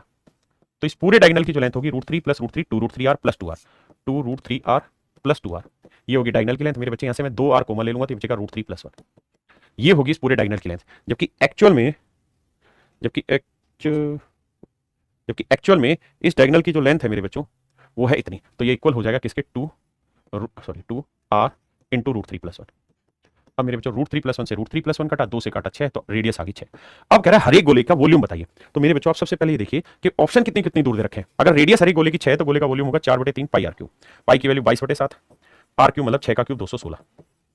अब मेरे बच्चों एक बात बताओ, काटपीट करने की बहुत ज्यादा जरूरत नहीं है, नॉर्मल से कम हो जाएगा, 3 दूनी 6। अब देखो मेरे बच्चे माफ करना, 6 दूनी 12, 12 छिक 72। बस थोड़ा सा अंदाजा लगाओ, बहुत ज्यादा दूर तक ले जाने की जरूरत नहीं है। 6 दूनी 12, 12 छिक 72, यानी इन सबका मल्टीप्लिकेशन 72 है, और मुझे लगभग आंसर चाहिए। तो 7 से इसको काटेंगे तो लगभग मेरा आंसर 10 आएगा, लगभग मेरा आंसर 10 आएगा। तो 22 चौक 88 गुना 10 करेंगे तो 880 से बड़ा आंसर होना चाहिए मेरा, लेकिन नजदीक इसी के हो। तो 880 से नजदीक और इससे बड़ा आंसर कौन सा है? ये बहुत बड़ा है, ये बहुत छोटा है, ये बहुत बड़ा है, तो 880 के नजदीक मेरे प्यारे बच्चों ऑप्शन सी है। अगर आप कहें हमें एक्यूरेट निकालना है तो कोई गुनाह ही नहीं है, आप सबको मल्टीप्लाई करिए, भाग दीजिए, आपको एक्यूरेट आंसर मिल जाएगा। तो मेरे प्यारे बच्चों इतना जबरदस्त सवाल है, इसको अगर आप समझना चाहते हैं तो जब तक आप इसको विजुलाइज नहीं करेंगे, चीजों को अपने तरीके से समझेंगे नहीं, महसूस नहीं करेंगे, आप समझ नहीं पाएंगे, कर नहीं पाएंगे। थैंक यू मेरे प्यारे बच्चों। ऐसे और सवालों के लिए आप मेरे सोशल मीडिया हैंडल पर जुड़ सकते हैं, और ऐसे बेहतर बढ़िया से बढ़िया सवालों का इसी तरह 3D एक्सप्लेनेशन जान सकते हैं। Thank you. मेन चीज आप ध्यान रखिएगा, जब तक फील नहीं करेंगे तब तक आप उस पर सोच नहीं पाएंगे, और जब तक सोचेंगे नहीं तब तक उस पर बनने वाले नए सवालों का जवाब आप बहुत आसानी से नहीं दे पाएंगे। Thank you, have a nice day to everyone. मेरे प्यारे बच्चों, ये क्वेश्चन है CDS 2022 का सेकंड का क्वेश्चन। ये कह रहा है कि r त्रिज्या वाली 4 समान अभिन्न गेंदों में से 3 गेंदों को एक समतल पर इस प्रकार रखा गया कि प्रत्येक गेंद अन्य 2 गेंदों को स्पर्श करती है। आउट ऑफ 4 आइडेंटिकल बॉल्स, यानी चारों की चारों बराबर गेंदें हैं, ऑफ रेडियस r, हर एक गेंद की जो रेडियस है वो r है, 3 balls are placed on a plane such that each ball touches the other 2 balls. कहता है 3 गेंदें, जैसे मेरे बच्चों ये 3 गेंदें, इस गेंद को मैं हटा लेता हूं, ये 3 गेंदें, ध्यान से देखना। तो ये 3 गेंदें जो हैं, ये तीनों गेंदें इस तरह से एक दूसरे को टच कर रही हैं कि हर गेंद बाकी 2 को टच करे। क्लियर है यहां तक का कॉन्सेप्ट? हर गेंद बाकी 2 को टच करे, इस तरीके से 3 गेंदें प्लेस की गई हैं। अब अगली लाइन में क्या कह रहा है? अगली लाइन में कह रहा है कि चौथी गेंद को कहता जी चौथी गेंद को इस तरीके से प्लेस किया गया है कि यह गेंद सभी तीनों गेंदों को स्पर्श करे। तो कह रहा है कि the fourth ball is placed on them such that this ball touches all the three balls. कहता है ये चौथी गेंद जो रखी गई है इस तरह से, ये ऐसी गेंद रखी गई है जो इन तीनों गेंदों को टच करे। ये नीचे की तीनों गेंदें एक दूसरे को टच कर रही थी, अब ये गेंद ऐसी रखी गई जो इसके बिल्कुल टॉप पे जो इन तीनों गेंदों को टच करे। अब सवाल में कह रहा है तो चौथी गेंद के केंद्र से की समतल से दूरी ज्ञात करिए। तो कहता है चौथी गेंद की बेस से डिस्टेंस निकाल के बतानी क्या होगी मेरे प्यारे बच्चों। बहुत ही खूबसूरत सवाल मेरे प्यारे बच्चों। अब ध्यान से मेरी बात समझिए, इस सवाल में जब तक आप इसकी फिगर को एनालाइसिस नहीं कर पाएंगे ना माइंड में कि एक्चुअल में फिगर क्या बन रही है, तब तक आप इस सवाल के सॉल्यूशन की तरफ भी नहीं जा सकते मेरे भाई। इसके अंदर तीन गेंदें हैं और ये 3D फिगर है, 2D फिगर है नहीं। ऐसे ये तीन गेंदें हैं, ये तीन गेंदें मेरे बच्चे अगर आप देख पा रहे हो, 1 2 3 और ये चौथी गेंद, ये चारों इस तरीके से एक दूसरे के ऊपर रखी हुई है और चारों एक दूसरे को टच कर रही हैं मेरे बच्चे। बहुत ही मेहनत से ये काम हमने किया हुआ। अब आप मेरे बच्चों देख पा रहे होंगे इसे, तो कहानी को समझिए। ये तीन गेंदें हैं 1 2 3, ये एक दूसरे को टच कर रही है और ये चौथी गेंद है जो इनके ऊपर रखी गई और ये गेंद ऐसे रखी गई मेरे बच्चे जो इन तीनों गेंदों को टच करे। तो सवाल में ये पूछ रहा है कि इसके सेंटर से यहां जो इसका फर्श होगा, यानी जो फर्श होगा जिसके ऊपर ये गेंदें रखी, उसकी दूरी कितनी होगी। तो मेरे प्यारे बच्चों ये हमारा सवाल है। अब जरा ध्यान से देखना मेरे बच्चों, मैं इस फिगर को दोबारा से घुमाता हूं और आपको महसूस होगा हो क्या रहा है। बेसिकली नीचे 3 स्फीयर है मेरे बच्चों, 3 क्या है स्फीयर है, और तीनों स्फीयर इस तरीके से बना रखे मेरे बच्चे, ऐसे है। तो मेरे प्यारे बच्चों मेन चीज क्या है कि हमें यह समझना है कि जब आप इन तीनों के सेंटर को मिलाओगे, तीनों नीचे वाले स्फीयर के सेंटर को मिलाओगे तो इक्विलेटरल ट्रायंगल बनेगी, एक इक्विलेटरल ट्रायंगल बनेगी, एक समबाहु त्रिभुज बनेगी। और मेरे बच्चे चारों के चारों जो गोले हैं ना, चारों के चारों जो गोले हैं वो इक्वल रेडियस के। तो अगर यहां एक इक्विलेटरल ट्रायंगल बन रही है नीचे, तो इन तीन गोलों को जब देखोगे ना इनको, तो ये भी एक इक्विलेटरल ट्रायंगल ही बनाएगा, ये भी मेरे बच्चों एक इक्विलेटरल ट्रायंगल ही बनाएगा, और मेरे बच्चे जो लास्ट इसके पीछे हिस्सा दिख रहा है ये भी मेरे भाइयों एक इक्विलेटरल ट्रायंगल ही बनाएगा। ये मैं आपको कहना चाह रहा हूं, हाँ है ना। थोड़ा बड़ा करके फिर से समझाता हूं, इस बात को समझने की कोशिश करो, अब आपको ज्यादा बेटर तरीके से दिखाई दे रही होगी कि यहां बेसिकली एक टेट्राहेड्रन बन गया मेरे बच्चों। क्या बन गया मेरे प्यारे बच्चों? टेट्राहेड्रन बन गया। अगर इनके सारे सेंटर्स को हम मिलाएं तो कैसे टेट्राहेड्रन बन गया वो समझाता हूं। टेट्राहेड्रन में क्या होता है मेरे प्यारे बच्चों कि जो बेस होता है वो एक इक्विलेटरल ट्रायंगल होती है, यानी ये मेरे प्यारे बच्चों मान लीजिए बेस है, तो बेस एक इक्विलेटरल ट्रायंगल है, इसकी सारी साइडें ए है, हाँ है ना। और इसकी जो साइडें बन रही हैं ये भी मेरे प्यारे बच्चों इक्विलेटरल ट्रायंगल ही बना रही हैं, ये भी इक्विलेटरल ट्रायंगल ही बनाने लग रही हैं। तो ये भी मेरे प्यारे बच्चों एक टेट्राहेड्रन बन रहा है। यहां पे भी ध्यान से देखोगे तो टेट्राहेड्रन ही बन रहा है। टेट्राहेड्रन क्या होता है? जिसमें हिंदी में बोलते हैं समचतुष्फलक। हिंदी में क्या बोलते हैं मेरे प्यारे बच्चों? इसे टेट्राहेड्रन को समचतुष्फलक, टेट्राहेड्रन, टेट्राहेड्रन हिंदी में बोलते हैं समचतुष्फलक, जिसके 4 समान फलक हो। तो मेरे बच्चों अगर आप यहां ध्यान से देखेंगे तो इसमें 4 इक्वल फेसेस बने। कौन कौन से? ये वाला फेस इक्वल बना, ये वाला फेस इक्वल बना, ये वाला फेस इक्वल बना, और सबसे पीछे वाली जो ट्रायंगल बनी उसका भी फेस मेरे बच्चों इक्वल ही बने, हाँ है ना। आप इस पॉइंट को समझ पा रहे हैं या नहीं? तो मेरे प्यारे बच्चों अगर आप ध्यान से देख रहे हो तो यहां अब इस फिगर में आपको बिल्कुल कॉन्सेप्ट क्लियरिटी और एक चीज समझ में आ रही है कि ये प्रॉपर एक टेट्राहेड्रन बन रहा है। इसके 4 फेसेज हैं। कितने फेसेज है? 4 फेसेज है। एक फेस तो ये वाला जहां मेरा पेन चल रहा है, सबसे नीचे वाला। दूसरा फेस है मेरे बच्चों ये वाला जहां अब मेरा पेन जा रहा है, ये वाला। तीसरा फेस है मेरे बच्चों ये वाला जहां मेरा पेन जा रहा है, और चौथा फेस है मेरे बच्चों ये वाला जहां ये पेन जा रहा है। मेरे प्यारे बच्चों कुल मिलाकर यहां एक टेट्राहेड्रन बन रहा है। अब हमें कुछ नहीं निकालना, टेट्राहेड्रन की हाइट निकालनी है, टेट्राहेड्रन की हाइट निकालनी है। जो टेट्राहेड्रन की हाइट होगी उसमें हमने बस ये ग्राउंड से ये वाली रेडियस कितनी ऊपर होगी? r रेडियस है, तो इसका मतलब ये ग्राउंड से r रेडियस ऊपर ये गोला होगा। जैसे मेरे प्यारे बच्चों ध्यान से देखोगे तो ऐसे 3 गोले रखे हुए हैं नीचे और चौथा गोला उसके ऊपर रखा हुआ है। तो हमें इस गोले से यहां से तो इसकी ट्रायंगल बनी जहां मेरा अंगूठा ये वाला, यहां से तो टेट्राहेड्रन बन रहा है, और ये टेट्राहेड्रन का बनेगा टॉप। और वो हमसे पूछ ही रहा है कि टेट्राहेड्रन के टॉप की बॉटम से हाइट बताओ। तो बस जो हाइट होगी ना उसमें ये वाली हाइट हमें और जोड़ देनी है, यानी ये वाली हाइट नीचे की और जोड़ देनी है, तो ये पूरी उसकी बॉटम से टॉप की हाइट आ जाएगी, हाँ है ना। तो मेरे बच्चे हमें बस ये हाइट यहां से यहां तक की, अगर ये ग्राउंड है तो ग्राउंड से ये वाली हाइट हमें और जोड़ देनी है इसके अंदर। अब सवाल की भाषा आपको समझ में आ गई होगी। अब आप सारी कहानी समझ गए। अब मेरे बच्चों ये बताइए, यहां पे ये जो इक्विलेटरल ट्रायंगल बनी, हर एक की रेडियस r है, इसकी भी रेडियस r है, इसकी भी रेडियस r है, तो इस इक्विलेटरल ट्रायंगल की साइड क्या होगी? 2r। इक्विलेटरल ट्रायंगल की साइड क्या होगी? 2r। और अगर इक्विलेटरल ट्रायंगल की साइड 2r हुई तो मतलब एक ही लेंथ आपके पास आ गई, कितनी है सर? 2r है। और टेट्राहेड्रन की हाइट क्या होती है मेरे बच्चों? तो आप कहेंगे टेट्राहेड्रन की समचतुष्फलक की हाइट होती है √2/√3a। बिल्कुल सही बात है सर। अब मेरे बच्चों अगर थोड़ा सा दिमाग दौड़ाओगे तो √2/√3 a की वैल्यू है 2r, बिल्कुल सही। अब ये आ जाएगी मेरे बच्चे यहां से लेके यहां तक की हाइट, सेंटर से लेके स्टॉप तक की हाइट। और मैंने कहा कि जो ये उसने पूछा कि भाई इसके टॉप के केंद्र से जमीन की ऊंचाई बताओ, तो जमीन तो इससे 8 सेंटीमीटर नीचे, सेंटर से जहां ट्रायंगल बन रही है, जहां ट्रायंगल बन रही है उससे r नीचे, यानी इससे r नीचे और है ट्रायंगल, मतलब बेस, तो r और जोड़ देंगे तो ये आ जाएगी चौथी गेंद की केंद्र की समतल से दूरी। कहता है what is the distance of centre of fourth ball from the plane. ये प्लेन से कितनी दूरी पे? जैसे मैं ये कहूं कि इस गोले का जो सेंटर है, इस गोले का मेरे बच्चों जो सेंटर है, इस गोले का जो सेंटर है वो प्लेन से यानी समतल से कितना ऊपर है? तो आप कहेंगे r सेंटीमीटर ऊपर होगा इसका सेंटर, है ना। r सेंटीमीटर मेरे बच्चों ऊपर होगा इसका सेंटर। समझ रहे हैं मेरी बात? तो बस हमें वो r इसके अंदर जोड़ देना है और देखिए चुटकियों में आपका आंसर आ गया। एलसीएम ले लेंगे मेरे भाई, तो एलसीएम आ जाएगा √3 नीचे, ये आ जाएगा 2√2r प्लस √3r। ये मेरे बच्चे आंसर आ गया। और समझदारी का काम करोगे तो r कॉमन लेके बाहर रख दो, आपका आंसर आ गया। r कॉमन ले दीजिए। मेरे बच्चे ऑप्शन टी है। हम माथा रगड़ते रह जाएंगे, सवाल का आंसर नहीं निकलेगा। लेकिन अगर आप इस फिगर को समझ गए, अगर आप इस फिगर को समझ गए कि फिगर एक्चुअल में जनरेट क्या कर रही है, तो फिर आप समझिए कोई तोड़ नहीं है इस चीज का, और आप चुटकियों में इसका आंसर दे देंगे। बस टेट्राहेड्रन की हाइट आपको बताओ, टेट्राहेड्रन की हाइट कैसे निकालते हैं, मैं फिर भी समझा देता हूं आपको इसके कॉन्सेप्ट के बारे में। बाकी मैं अपनी क्लास में ये बातें बताता हूं बच्चों को। टेट्राहेड्रन होता है जिसके 3 फेसेस होते हैं, तो इसकी ये लेंथ भी ए होगी मेरे बच्चों, ये लेंथ भी ए होगी, ये लेंथ भी ए होगी। इसे हम कहते हैं टेट्राहेड्रन समचतुष्फलक। और मेरे प्यारे बच्चों ध्यान यहां पे ये रखना है कि टेट्राहेड्रन की अगर हाइट आपसे पूछे तो हाइट होती है मेरे बच्चों √2/√3 है। अगर आपकी स्लेंट हाइट इसमें पूछे, यानी एल, एल माने स्लंट हाइट, स्लेंट हाइट आपसे पूछे तो ये होगी मेरे बच्चे √3/2 है। अगर इसमें स्लंट एज पूछे मेरे बच्चे, स्लंट एज हिंदी में से कहते हैं तिर्यक किनारा, तिर्यक किनारा, तो ये ए ही रहता है, यही तिर्यक किनारा होता है मेरे बच्चों, यही वाली लेंथ तिर्यक किनारा होती है। स्लेंट हाइट क्या होती है? जो तिर्यक ऊंचाई, हिंदी में कहते हैं तिर्यक ऊंचाई, तिर्यक ऊंचाई मेरे बच्चे, ये तिर्यक किनारा। अब आते हैं अगले पे, ये सर इसकी हाइट क्या होगी? √2/√3 है। अगर इसका लेटरल सरफेस एरिया पूछे, वक्र पृष्ठीय क्षेत्रफल पूछे या कर्व सरफेस एरिया, जो भी आपसे बोल रहे, तो वो हो जाएगा मेरे बच्चे 3√3/4 ए स्क्वायर। इससे अगला स्टेप होगा मेरे प्यारे जो टोटल सरफेस एरिया, वो रहता है √3 ए स्क्वायर। मेरे बच्चे इसमें पूछता है वॉल्यूम बताइए, तो वॉल्यूम पूछेगा क्या? तो वॉल्यूम होगा √2/12 ए क्यूब। ये मेरे प्यारे बच्चों मेरा आंसर होगा। ये बेसिक इंफॉर्मेशन है। टीचर आपके साथ क्या करेगा कि क्लास में इसके फॉर्मूले लिखवा देगा। मैं क्लास में इसको एक एक चीज को बहुत डिटेल से समझाता हूं, इसी तरह 3D फिगर की मदद से, ताकि बच्चे का विजुअलाइजेशन मजबूत हो जाए। अगर आपका विजुअलाइजेशन मजबूत हो गया ना मेरे भाई, फिर आप ऐसे सवालों को बड़ी आसानी से पकड़ जाएंगे जो ये सवाल है। वरना सीडीएस में बच्चे लगे रहेंगे और ये सवाल नहीं होंगे। सेम यही मींस का, अगर एसएससी मींस का लेवल उठा तो इस तरीके के अच्छे अच्छे सवाल आएंगे, वहां बच्चा विजुअलाइज ही नहीं कर पाएगा। हम उस तरीके से पढ़ाते हैं, हाँ है ना। तो मेरे प्यारे बच्चों ये सारी कहानी है। अगर आप इसी तरीके से और बढ़िया बढ़िया क्वेश्चन का एक्सप्लेनेशन चाहते हैं तो आप मेरे सोशल मीडिया अकाउंट से जुड़ सकते हैं। मेरा व्हाट्सएप चैनल है, उस व्हाट्सएप चैनल पर आप आ सकते हैं और वहां पर मैं ये सवाल डालता हूं आप सबके लिए और एक सर्टेन टाइम देता हूं सवाल को सोल्व करने के लिए, फिर उसका वीडियो एक्सप्लेनेशन आपके साथ शेयर करता हूं।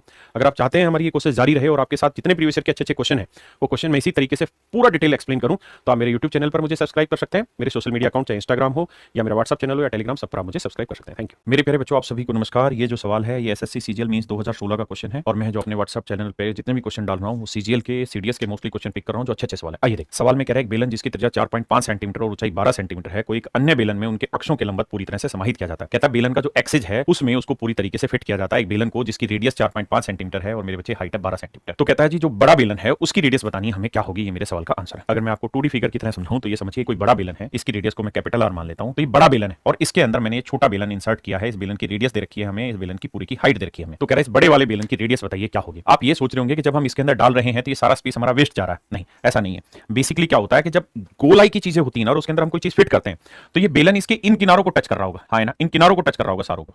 मेरी बात समझ रहे हैं? और ये टॉप वाला हिस्सा आपको खाली रह जाएगा। तो ये जो फिगर आपको दिख रही है इस फिगर में आप देखेंगे इसके अंदर मेरे प्यारे बच्चों हमने ये बेलन सेट किया हुआ। जब ये बेलन आप सेट करने की तरफ देखेंगे ध्यान से तो ये बिल्कुल इसके बीचों बीच आ रहा होगा। अब इस फिगर को समझने की कोशिश करिए, यहां से आप इसको बहुत अच्छे से रीड कर पाएंगे कि इसके जो कोने हैं मेरे बच्चे, यानी ये कोना इसको टच कर रहा होगा, इसको टच कर रहा होगा, ऐसे कोना इसको टच कर रहा होगा, एक कोना इसको टच कर रहा होगा मेरे बच्चे, हाँ है ना। और ये स्पेस हमेशा ही खाली रह जाएगा ऊपर वाला, क्योंकि ऊपर से गोल है और ये फ्लैट सरफेस है। तो फ्लैट सरफेस और गोल सरफेस एक दूसरे को कैसे पूरी तरह टच कर सकते हैं? मेरी बात समझे या नहीं समझे?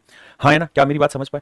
क्लियर है भाई? तो ये वाला स्पेस ऊपर भी और ये वाला स्पेस मेरे प्यारे बच्चों थोड़ा सा नीचे भी हमेशा ही खाली रहेगा आपको समझने के लिए। अब मेरे बच्चों सवाल ने कहा है कि इस बेलन की जो रेडियस है वो 4.5 सेंटीमीटर और हाइट 12 सेंटीमीटर और ये बिल्कुल बीचों बीच रखा जाएगा। इसका मतलब ये लेंथ कितनी होगी इसकी मेरे बच्चे? 6 सेंटीमीटर। ये लेंथ होगी 6 सेंटीमीटर और ये जो कोना होगा ना, ये कोना टकरा रहा होगा बेलन से, ये कोना टकरा रहा होगा बेलन से, तो ये वाली जो होगी ये बड़े वाले बेलन की रेडियस होगी मेरे प्यारे बच्चों, ये होगी बड़े वाले बेलन की रेडियस। ये मेरे प्यारे बच्चों जो सेंटर पॉइंट है ये वाला, क्योंकि हमें तो इसकी हाइट दे रखी थी 12, आपने कहा जी सही है 12 है, तो ये वाली हाइट क्या हो गई 6, ये वाली लेंथ दे रखी 4.5 बिल्कुल। और मेरे बच्चे ये बिल्कुल सेंटर में रखा होगा, तो सेंटर से ये बेलन का कोना है या बेलन का कोई भी सरफेस है जिसको टच कर रहा है, तो ये क्या कहलाएगी? बेलन की रेडियस। ये क्या कहलाएगी? बेलन की रेडियस। बस यही मेन पॉइंट था जो आपको समझना था और इस सवाल में कुछ है ही नहीं समझने का खास। तो ये बेलन की रेडियस होगी, ये राइट एंगल ट्रायंगल तैयार कर रहा होगा। देखिए यार, अगर मैं स्टूडेंट हूं तो मुझे ये बात पता है कि ये 4.5 ये 6 है, राइट एंगल ट्रायंगल में सबसे बड़ी साइड हाइपोटेन्यूज होती है, तो जो बेलन की रेडियस है वो 6 और 4.5 दोनों से ही बड़ी होगी। तो एक काम तो था मेरे बच्चे ऑप्शन से सोल्व करने का क्वेश्चन को कि 6 और 4.5 से बड़ा मेरा आंसर होना चाहिए, तो 5 मेरा आंसर किसी भी हालत में नहीं हो सकता, 6 मेरा आंसर किसी हालत में नहीं हो सकता, 15 या 7.5 में से मेरा कोई एक आंसर होगा। 15 आप भी जान रहे हैं 6 और 4.5 से 15 बनेगा नहीं किसी भी हालत में। क्यों? क्योंकि अगर किसी ट्रायंगल की एक साइड 6 है और एक साइड 4.5 है तो ये साइड हर हाल में इन दोनों के जोड़ से तो छोटी होगी होगी, तो 6 4 10.5 से तो छोटी होगी, तो ये संभव नहीं, तो बचा क्या? Option D. अगर हमें इस सवाल को प्रैक्टिकली पूरा सोल्व करना है मेरे बच्चे यहाँ पे कि आपको ट्रिपलेट फॉलो करना पड़ेगा या फिर पाइथागोरस थ्योरम, तो भाई 4.5 और 6 के रेशियो निकाल लीजिए, कुछ बन रहा है तो आप कहेंगे हाँ सर पॉइंट हटाएंगे बटे 10 यहाँ जाएगा 15 चौको 60 15 45 यानी 3 4 5 ट्रिपलेट बनने लग रहा है। 3 का 1.5 गुना है, 4 का भी 1.5 गुना था, 6 तो मतलब 3 4 5 तो ये वैल्यू होगी 5। अगर ये वैल्यू 3 है, ये वाली वैल्यू 4 है तो ये 5 होगी। तो ये 3 का 1.5 गुना था, ये 4 का 1.5 गुना था, तो 5 का 1.5 गुना मतलब 5 का आधा 2.5, 5 में 2.5 जोड़ेंगे तो 7.5। तो इसका मतलब मेरे बच्चे बड़े वाले बेलन की जो रेडियस होगी वो कितनी होगी 7.5। मेरे प्यारे बच्चों आप सभी को नमस्कार। मैं कर रहा हूँ क्वेश्चन एसएससी सीजीएल मींस 2020 का। सवाल कह रहा from a solid cylinder cylindrical wooden block of height this and this. Height 18 centimetre है, रेडियस 7 सेंटीमीटर मेरे भाई, यानी हाइट 18 सेंटीमीटर है और कहता है रेडियस है 7.5 सेंटीमीटर। कहता है इतने सेंटीमीटर रेडियस और इस हाइट की कोनिकल कैविटी हमने इसे ड्रिल आउट कर दी, मतलब इसके अंदर से एक शंक्वाकार खांचा इस तरह से ड्रिल मशीन ने काट के बाहर निकाल दिया। अब कह रहा है कि जो सॉलिड बच गया है शेष ठोस का कुल पृष्ठीय क्षेत्रफल ज्ञात करना और जो कोनिकल कैविटी काटी है उसकी बेस रेडियस और हाइट वही है जो सिलेंडर। ये हमारा सवाल। तो मेरे प्यारे बच्चों सबसे पहले ये देख लीजिए कि टोटल सरफेस एरिया में क्या क्या चीजें शामिल कर। सबसे पहली बात तो ये कि जब आप इसके अंदर से कोनिकल कैविटी ड्रिल आउट करेंगे, ये फोटो में आपको दिखाई दे रहा होगा कोनिकल कैविटी ड्रिल आउट कर रहे हैं, तो बाहर से तो पूरी का पूरा सॉलिड होगा क्योंकि कोनिकल कैविटी तो हमने अंदर से ड्रिल आउट की है। अगर हमने अंदर से ड्रिल आउट की मेरे बच्चों तो बाहर से तो जैसा था वैसा ही रहना है ना। तो बाहर से तो इसका मतलब कुल मिला के क्या रहना मेरे बच्चों, बाहर से तो सॉलिड सिलेंडर ही रहेगा, बाहर से तो सॉलिड सिलेंडर ही रहेगा। और मेरे बच्चों सॉलिड सिलेंडर का जो सरफेस एरिया होगा वो क्या हो जाएगा 2πr, ये हो जाएगा सरफेस एरिया। क्लियर है मेरे बच्चों, बिल्कुल सही है। अब और हमें क्या क्या लेना है भाई, इस तरफ से हमने कोनिकल कैविटी ड्रिल आउट कर दी और करके हमने बाहर निकाल के रख दी, हाँ है ना। लेकिन एक तरफ से तो हमने निकाली, लेकिन दूसरी तरफ तो मेरे बच्चे अगर आप ध्यान देंगे दूसरी तरफ तो पूरे का पूरा ठोस हिस्सा है ना भाई। इधर से तो हमने निकाल दी लेकिन ये वाला तो पूरे का पूरा ठोस हिस्सा होगा ना, ये वाला तो पूरा ठोस हिस्सा होगा, ये वाला जो सर्कल है तो पूरा ठोस होगा क्योंकि यहां से तो एक पिन पॉइंट से निकली होगी कोनिकल कैविटी, तो दूसरे फेस से निकालेंगे। तो मेरे प्यारे बच्चों हमें इस सर्कल का भी एरिया निकालना होगा, बिल्कुल सही बात है, इस सर्कल का भी एरिया निकालना है। ठीक है जी, दो चीजें निकाल दी। और सर ये देखिए अगर मैं इससे ये कोनिकल कैविटी बाहर निकाल दूं, जैसे बाहर निकल गई, जब हम इस कोनिकल कैविटी को बाहर निकाल देते हैं तो आपने देखा होगा अंदर एक शंक्वाकार खांचा बन गया, तो शंक्वाकार खांचे का भी तो हम सरफेस एरिया निकाल सकते हैं मेरे बच्चों, वो शंक्वाकार खांचे का भी तो सरफेस एरिया निकाल सकते हैं। यानी ये वाला जो सारा एरिया बच गया ये अंदर तक का, ये इसके नीचे नीचे तक का, यहां तक का, इस सारे सरफेस को भी तो हम टच कर पा रहे हैं। तो अगर इन सबको टच कर पा रहे हैं मेरे प्यारे बच्चों तो इसका भी सरफेस एरिया हमें लेना होगा। तो इसका सरफेस एरिया क्या रहता है, कौन का πrl। यानी अगर हम किसी सिलेंडर से कोई कोनिकल कैविटी ड्रिल आउट करते हैं तो 3 एरिया निकालने होंगे। एक एरिया तो इस सिलेंडर का कर्व सरफेस एरिया 2πrh, एक इस कोन का कर्व सरफेस एरिया πrl, और एक इस सिलेंडर का वो वाला फेस जिसमें कोई इंपैक्ट नहीं पड़ा यानी पूरे का पूरा सरफेस वो दिखाई दे रहा है, वो होगा πr। तो मेरे प्यारे बच्चों जब हम इसका टोटल सरफेस एरिया निकाल रहे होंगे तो 3 चीजें जोड़ेंगे। पहली चीज बेलन का curve surface area 2πrh, second cone का सरफेस एरिया, कोन का सरफेस एरिया होता है कर्व सरफेस एरिया πrl, और मेरे बच्चे क्या तीसरा नीचे वाला फेस जिस जो पूरे का पूरा सॉलिड है, तो इस पूरे सॉलिड का निकालेंगे तो आएगा πr। अब मेरे बच्चों यहां से क्या कॉमन आ रहा है, तो आप कहेंगे सर पाई और r कॉमन आ रहा है, तो यहां बचेगा 2h, यहां बचेगा l और यहां बचेगा r। अब मेरे बच्चों ध्यान दीजिए, हाइट है 18, रेडियस है 7.5, स्लैंट हाइट निकालनी है मेरे बच्चों। कुछ नहीं करो, आप इनका रेशियो निकाल लो, रेशियो से मदद मिल जाएगी। जैसे 7.5 और 18 का रेशियो निकालोगे तो आप जानते हैं डेसिमल हटाएंगे बटे 10 इधर कर दो, तो 15 75 15 12 180 यानी 5 12 13। तो ये साइड 5 है तो ये साइड 12 है तो ये क्या होगी 13। 5 12 13 ट्रिपलेट है तो 5 का 1.5 गुना, 12 का 1.5 गुना, 13 का 1.5 गुना, 13 का आधा होगा कितना 6.5, जोड़ेंगे तो 19.5। तो मेरे प्यारे बच्चों इसकी स्लैंट हाइट आ जाएगी 19.5। तो पाई में रहने दीजिए। रेडियस कितनी है 7.5, हाइट कितनी है भैया 18, लेटरल हाइट कितनी है जी 19.5, और रेडियस कितनी है मेरे बच्चों 7.5। सोल्व कर देंगे हमारा आंसर। अब मेरे बच्चों एक बात बताइए, जब आप सोल्व कर रहे होंगे तो पूरा सोल्व मत करिए, आपके पास ऑप्शन भी है, बस इतना समझिए कि पाई इंटू 7.5 आंसर सारे पाई में थे। इसे सोल्व करेंगे 36 आया, इन दोनों को सोल्व करोगे तो 20 और 7 27 आया, तो यह आया 36 जमा 27, यानी मल्टीप्लाई करोगे तो पाई इंटू 7.5 इंटू 63। इतनी बेसिक कैलकुलेशन है। अब आप देखिए कि आपको ऑप्शन क्या दिए हुए, तो मेरे बच्चे ध्यान से देखोगे तो 4 ऑप्शन है, ये बिना पॉइंट के है, इसमें 0.25 है, इसमें 0.25 और इसमें 0.5। अब एक बात सोच के बताइए कि अगर आंसर सारे ही पाई में है, अगर आंसर सारे ही पाई में है और ये मेरे प्यारे बच्चों एक विषम संख्या है, ओड नंबर है, तो किसी भी ओड नंबर को 7.5 से मल्टीप्लाई करेंगे ना तो लास्ट में आंसर में भी 0.5 ही रह जाएगा और कुछ नहीं होगा। तो आपको चेंज नहीं करना, गुना नहीं करना, बस इतनी बेसिक कैलकुलेशन को पकड़ना था कि भाई लास्ट में 0.5 रह जाएगा और 0.5 केवल ऑप्शन डी में रखा है, बी और सी में तो 0.25 रखा, और ऑप्शन ए इसलिए कटेगा क्योंकि बिना पॉइंट का। और जब हम सोल्व कर रहे हैं तो ये वाली वैल्यू हमारी 7.5 बनी। हाँ, अगर इसका जोड़ इवन नंबर होता तो इवन को गुना करके हो सकता आखिर में 0 बन जाए, हाँ है ना इस केस में। लेकिन मेरे प्यारे बच्चों ये ओड नंबर और ये 7.5 है, तो 7.5 को ओड से मल्टीप्लाई करेंगे तो यूनिट डिजिट पॉइंट के बाद 5 ही रहेगा। देखिए मेरे प्यारे बच्चों ये सवाल है सीडीएस 2018, लेकिन विश्वास मानिए सीडीएस 2018 में ही नहीं, एसएससी सीजीएल में भी ये क्वेश्चन पूछा जा चुका है, एनडीए में भी ये क्वेश्चन पूछा जा चुका है। ये सबसे हॉट क्वेश्चन आज के टाइम में, और हो सकता है आपके आने वाले एग्जाम में क्वेश्चन डायरेक्ट मिल जाए। मेरे प्यारे बच्चों सवाल में कह रहा है 2x ऊंचाई वाला एक बेलन है और 2x ऊंचाई का ही एक गोला है, गोले के अंदर हमने बेलन को डाल रखा है, तो गोले और बेलन दोनों के पृष्ठीय क्षेत्रफलों का अनुपात ज्ञात करना है। देखिए 3D फिगर के थ्रू आपको समझाने की कोशिश करता हूं। मेरे प्यारे बच्चों ध्यान पहली बात पे ये देना कि ये मेरे बच्चे गोले और बेलन दोनों का ही सेंटर होगा पक्का, तो यहां से ये जो डिस्टेंस होगी ना ये गोले की रेडियस होगी, और यहां से यहां का जो ये गैप होगा ये इस बेलन की रेडियस होगी, और ये पूरी हाइट जितनी भी होगी उसकी आधी हाइट होगी ये। तो सारा गेम ही इस ट्रिपलेट के थ्रू सेट होना, और किसी चीज से गेम सेट होना ही नहीं है। तो आइए जरा समझने की कोशिश करते हैं। ये गोले के अंदर रखा हुआ गोला जो है वो इसके इन किनारों पे इसे टच करेगा, इन किनारों पे इसे टच करेगा मेरे बच्चे, इन किनारों पे इसे टच करेगा, समझ में आ रही है, इन किनारों पे इन्हें टच करेगा। तो इन किनारों से ये जो डिस्टेंस होगी भाई गोले के केंद्र से किसी भी बिंदु की दूरी रेडियस कहलाएगी, हाँ है ना। आइए मेरे बच्चे समझते हैं सवाल को 2D फिगर के थ्रू। देखिए यार ये कोई बेलन है ये वाला, और ये पूरे किसी गोले में डला हुआ, तो कहता है भैया गोले की भी रेडियस 2x है, ठीक है जी, और बेलन की भी रेडियस ना बेलन की हाइट कितनी दे रखी है 2x, तो अगर हाइट 2x है तो ये लेंथ x हो जाएगी। तो मेरे बच्चे ट्रिपलेट लगाओगे राइट एंगल ट्रायंगल का, तीन साइड निकालोगे तो आएगा √3x, आप कहोगे हाँ जी। अब मेरे बच्चे आपके पास रेशियो आ गया, जरूरत क्या है, अब उसने पूछा लेटरल सरफेस एरिया या टोटल सरफेस एरिया, जो मर्जी ले लीजिए। तो मेरे बच्चे सवाल ने हमसे पूछा क्या है, तो हमसे पूछा बेलन का वक्र पृष्ठीय क्षेत्रफल और गोले का पृष्ठीय क्षेत्रफल। तो देखिए यार, बेलन का वक्र पृष्ठीय क्षेत्रफल क्या होगा 2πRh, r की वैल्यू बेलन की रेडियस कितनी है √3, और हाइट कितनी हो गई 2। आपके x क्यों नहीं ले, क्योंकि मुझे रेशियो की जरूरत थी, मुझे x की जरूरत ही नहीं थी। और बेलन का वक्र, इसका गोले का क्या हो गया 4πr², r की वैल्यू बेलन की रेडियस कितनी है मेरे बच्चे 2x यानी 2, तो 2 का स्क्वायर 4। आइए मेरे भाई सोल्व करते हैं, 4 से पाई काटा, 2 दूनी 4 से 4 काटा, तो आंसर आया √3:4। मेरे प्यारे बच्चों आप सभी को नमस्कार। ये सवाल है सीडीएस 2022 पेपर फर्स्ट का, बहुत ही जबरदस्त सवाल है। कहता है 14 सेंटीमीटर भुजा वाले घनाभाकार ढांचे के ऊपर 7 सेंटीमीटर त्रिज्या वाला एक अर्धगोला रखा गया है। इस प्रकार बनी आकृति का कुल पृष्ठीय क्षेत्रफल ज्ञात करना है, टोटल सरफेस एरिया निकालना है पूरी फिगर का। मैं 3D फिगर के थ्रू समझाने की कोशिश करता हूं। मेरे प्यारे बच्चों अगर आप ध्यान दे रहे होंगे इसमें, तो आपको ये दिखाई दे रहा होगा कि कुल मिला के 5 सरफेस आपको दिखाई दे रहे होंगे साफ सुथरे से। एक सरफेस तो नीचे वाला, एक सरफेस तो नीचे वाला, उसका 2 3 4 और ये 5 सरफेस है। भाई कोई भी क्यूब होता है तो 4 तो उसकी दीवारें होती हैं, एक उसका बॉटम होता है, एक उसका टॉप होता है। तो मैं कह रहा हूं 4 दीवारें तो ये हो गई, एक बॉटम हो गया, तो 5 फेस तो साफ साफ दिखाई दे रहे हैं, और हर एक उसकी साइड की लेंथ कितनी रखी 14 सेंटीमीटर। तो मेरे बच्चों अगर हर एक की लेंथ 14 सेंटीमीटर होगी, हर एक फेस की लेंथ 14 सेंटीमीटर होगी मेरे बच्चों, तो इन हर एक फेस का जो सरफेस एरिया है वो बड़ी आसानी से निकल जाएगा, क्योंकि हर एक फेस क्या रहता है स्क्वायर नुमा शेप होता है ना। और 5 फेसेज में तो 5 फेसेज का सरफेस एरिया हो जाएगा 5 फेस स्क्वायर, बिल्कुल सही 5 फेस स्क्वायर बच जाएगा। अब मेरे बच्चों बचा क्या, तो सर बचा वो हिस्सा जो इसके ऊपर वाला है, यानी ये वाला। अगर आप ध्यान से देख रहे हो तो ये वाला हिस्सा बचा सर। अब एक तो ये गोले का सरफेस एरिया आपको निकालना है, दूसरा सर जी ये वाला जो हिस्सा है इसको भी तो देख पा रहे हो ना आप, तो इस वाले हिस्से का भी एरिया निकालना होगा, इस वाले हिस्से का भी एरिया निकालना होगा, इस वाले हिस्से का भी एरिया निकालना होगा, इस वाले हिस्से का भी एरिया निकालना होगा।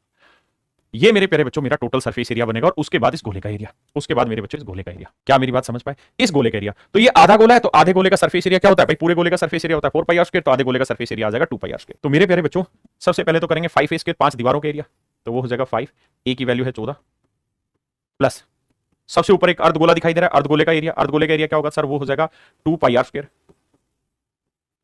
और मेरे बच्चे अब मेरे बच्चे जब इसके ऊपर आप गोला रख रहे होंगे, तो जो मैंने येलो कलर में निशान लगाए थे ये वाले, तो ये वाले सारे सरफेस भी तो रहेंगे, इन वाले सरफेस का भी तो एरिया निकालना है। तो इन वाले सरफेस का एरिया कैसे निकलेगा, तो भैया पूरे स्क्वायर के एरिया से सर्कल के एरिया घटा दो, तो पूरे स्क्वायर के एरिया होगा 14 का वर्ग माइनस सर्कल के एरिया होगा πr², तो पाई की वैल्यू मेरे भाई 22/7, आर की वैल्यू 7, 7 का वर्ग यानी 7 गुना 7, तो 14 का वर्ग 196, 7 से 7 काटा यह आया 154, तो मेरे बच्चे 6 में 4 गया 2, 9 में 5 गया 4, तो 42 आया। यानी ये वाला जो हिस्सा आया मेरे बच्चे, इस वाले हिस्से का जो एरिया आया, कौन से वाले हिस्से का मेरे बाबू, ये वाले हिस्से का जो एरिया आया, ये वाले हिस्से का जो एरिया निकाला हमने, ये वाला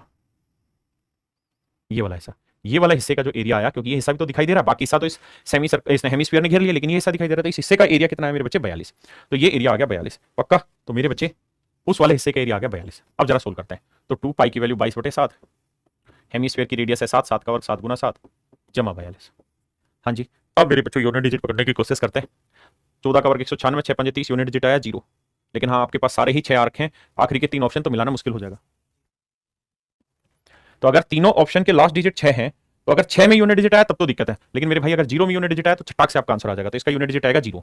यहां देखें तो भैया 2 दूनी 4, 4 7 28, इसका यूनिट डिजिट आया 8, और मेरे भाई इसका यूनिट डिजिट 2, 2 और 8 10, 0 यूनिट डिजिट है, यानी ऑप्शन ए मेरा एब्सोल्यूट करेक्ट आंसर है। मेरे प्यारे बच्चों आप सभी को नमस्कार। ये जो सवाल है ये सबसे हॉट क्वेश्चन आज के टाइम में, सबसे ज्यादा चर्चित है, और आने वाले एग्जाम में मींस में आपको देखने को मिल सकता है, अगर पेपर का लेवल थोड़ा भी अच्छा रखा जाए तो। मेरे नन्हे मुन्ने बच्चों क्वेश्चन में कह रहा है एक टॉर्च है 3 फीट व्यास के गोले के केंद्र से 5 फीट दूरी पर रखी गई है, यानी गेंद है जिसका डायमीटर 3 फीट है, और उसके सेंटर से 5 फीट की दूरी पर हमने एक टॉर्च रखी हुई है, और टॉर्च से लाइट पड़ी, तो जितने हिस्से पे लाइट पड़ी उस हिस्से का क्या निकालना, हमने सरफेस एरिया निकाल के बताना, ये हमारा सवाल है। पहले 3D फिगर से समझाता हूं मेरे बच्चों, ध्यान देना यहां पर। अगर आप देख पा रहे हैं तो ये मेरे प्यारे बच्चों एक टॉर्च है, और इस टॉर्च से हमने लाइट डाली इस गेंद के ऊपर, तो जब लाइट डालेंगे तो इसके बिल्कुल आधे हिस्से पे लाइट नहीं आएगी, कभी आप सोचो यहां से यहां तक की लाइट आएगी, नहीं, कुछ हिस्से पे लाइट जाएगी, कुछ हिस्से पे मेरे बच्चों लाइट जाएगी। तो जितने हिस्से पे लाइट पड़ेगी उस हिस्से का सरफेस एरिया आपको फाइंड आउट करना है। ये टॉर्च की कहानी आपको बहुत अच्छे से समझ में आ गई होगी कि हम इस तरह से टॉर्च मारना चाह रहे हैं यहां से, और इसके ऊपर लाइट का रिफ्लेक्शन लेना चाह रहे हैं। मेरे प्यारे बच्चों ध्यान देना, जब आप इस पे लाइट का रिफ्लेक्शन मारेंगे, ये गेंद आप देखेंगे इस पे लाइट का रिफ्लेक्शन मार रहे हैं, जिसका लाइट का रिफ्लेक्शन आप देख रहे हैं, मैं एक्जैक्टली आपको ये कहना चाहता हूं कि कोई बच्चा ये ना समझे कि लाइट का रिफ्लेक्शन बिल्कुल डायमीटर पे आएगा ना, डायमीटर पे नहीं आएगा, उसके अंदर वाले हिस्से तक ही उसका रिफ्लेक्शन रह जाएगा, लाइट का डायमीटर तक उसका रिफ्लेक्शन नहीं आएगा, ये मैं एक्जैक्टली आपको कहना चाह रहा हूं। इस टॉर्च से जिस हिस्से से लाइट पड़ रही है, जितने हिस्से तक लाइट पड़ रही है, उतने हिस्से तक का हमें निकालना, सरफेस एरिया निकालना। मैं थोड़ा लाइट इस पे बनाता हूं, कोशिश करता हूं बनाने की। देखिए यार, ये है टॉर्च जहां से आपके ऊपर लाइट डाली जा रही है, जब लाइट डाली तो गोला है ये वाला, तो इसने आधे गोले को नहीं काटा। आप कभी ये सोचें, मैं बस यही इसीलिए 3D फिगर बनवाई कि आप ये गलती ना करें कि इसकी लाइट आधे गोले तक आएगी, नहीं, इसकी लाइट सामने आएगी, फिर धीरे धीरे रिफ्लेक्ट होकर आगे बढ़नी शुरू हो जाएगी, तो इसकी बेसिकली जो लाइट आएगी ना, वो केवल इतने ही गोले पे रह जाएगी, इतने ही गोले पे रह जाएगी, इतने ही गोले तक रह जाएगी इसकी लाइट, केवल इतने गोले तक मेरे प्यारे बच्चों इसकी लाइट रह जाएगी, और हमें इतने ही गोले की टोटल सरफेस एरिया निकालना है। तो मेरे प्यारे बच्चों इस कहानी को हम बोलते हैं स्फेरिकल बॉल या स्फेरिकल कैप बोलते हैं। ठीक है, स्फेरिकल कैप बोलते हैं। स्फेरिकल कैप के बारे में ही आज मैं आपको पढ़ाने जा रहा हूं मेरे नन्हे मुन्ने बच्चों।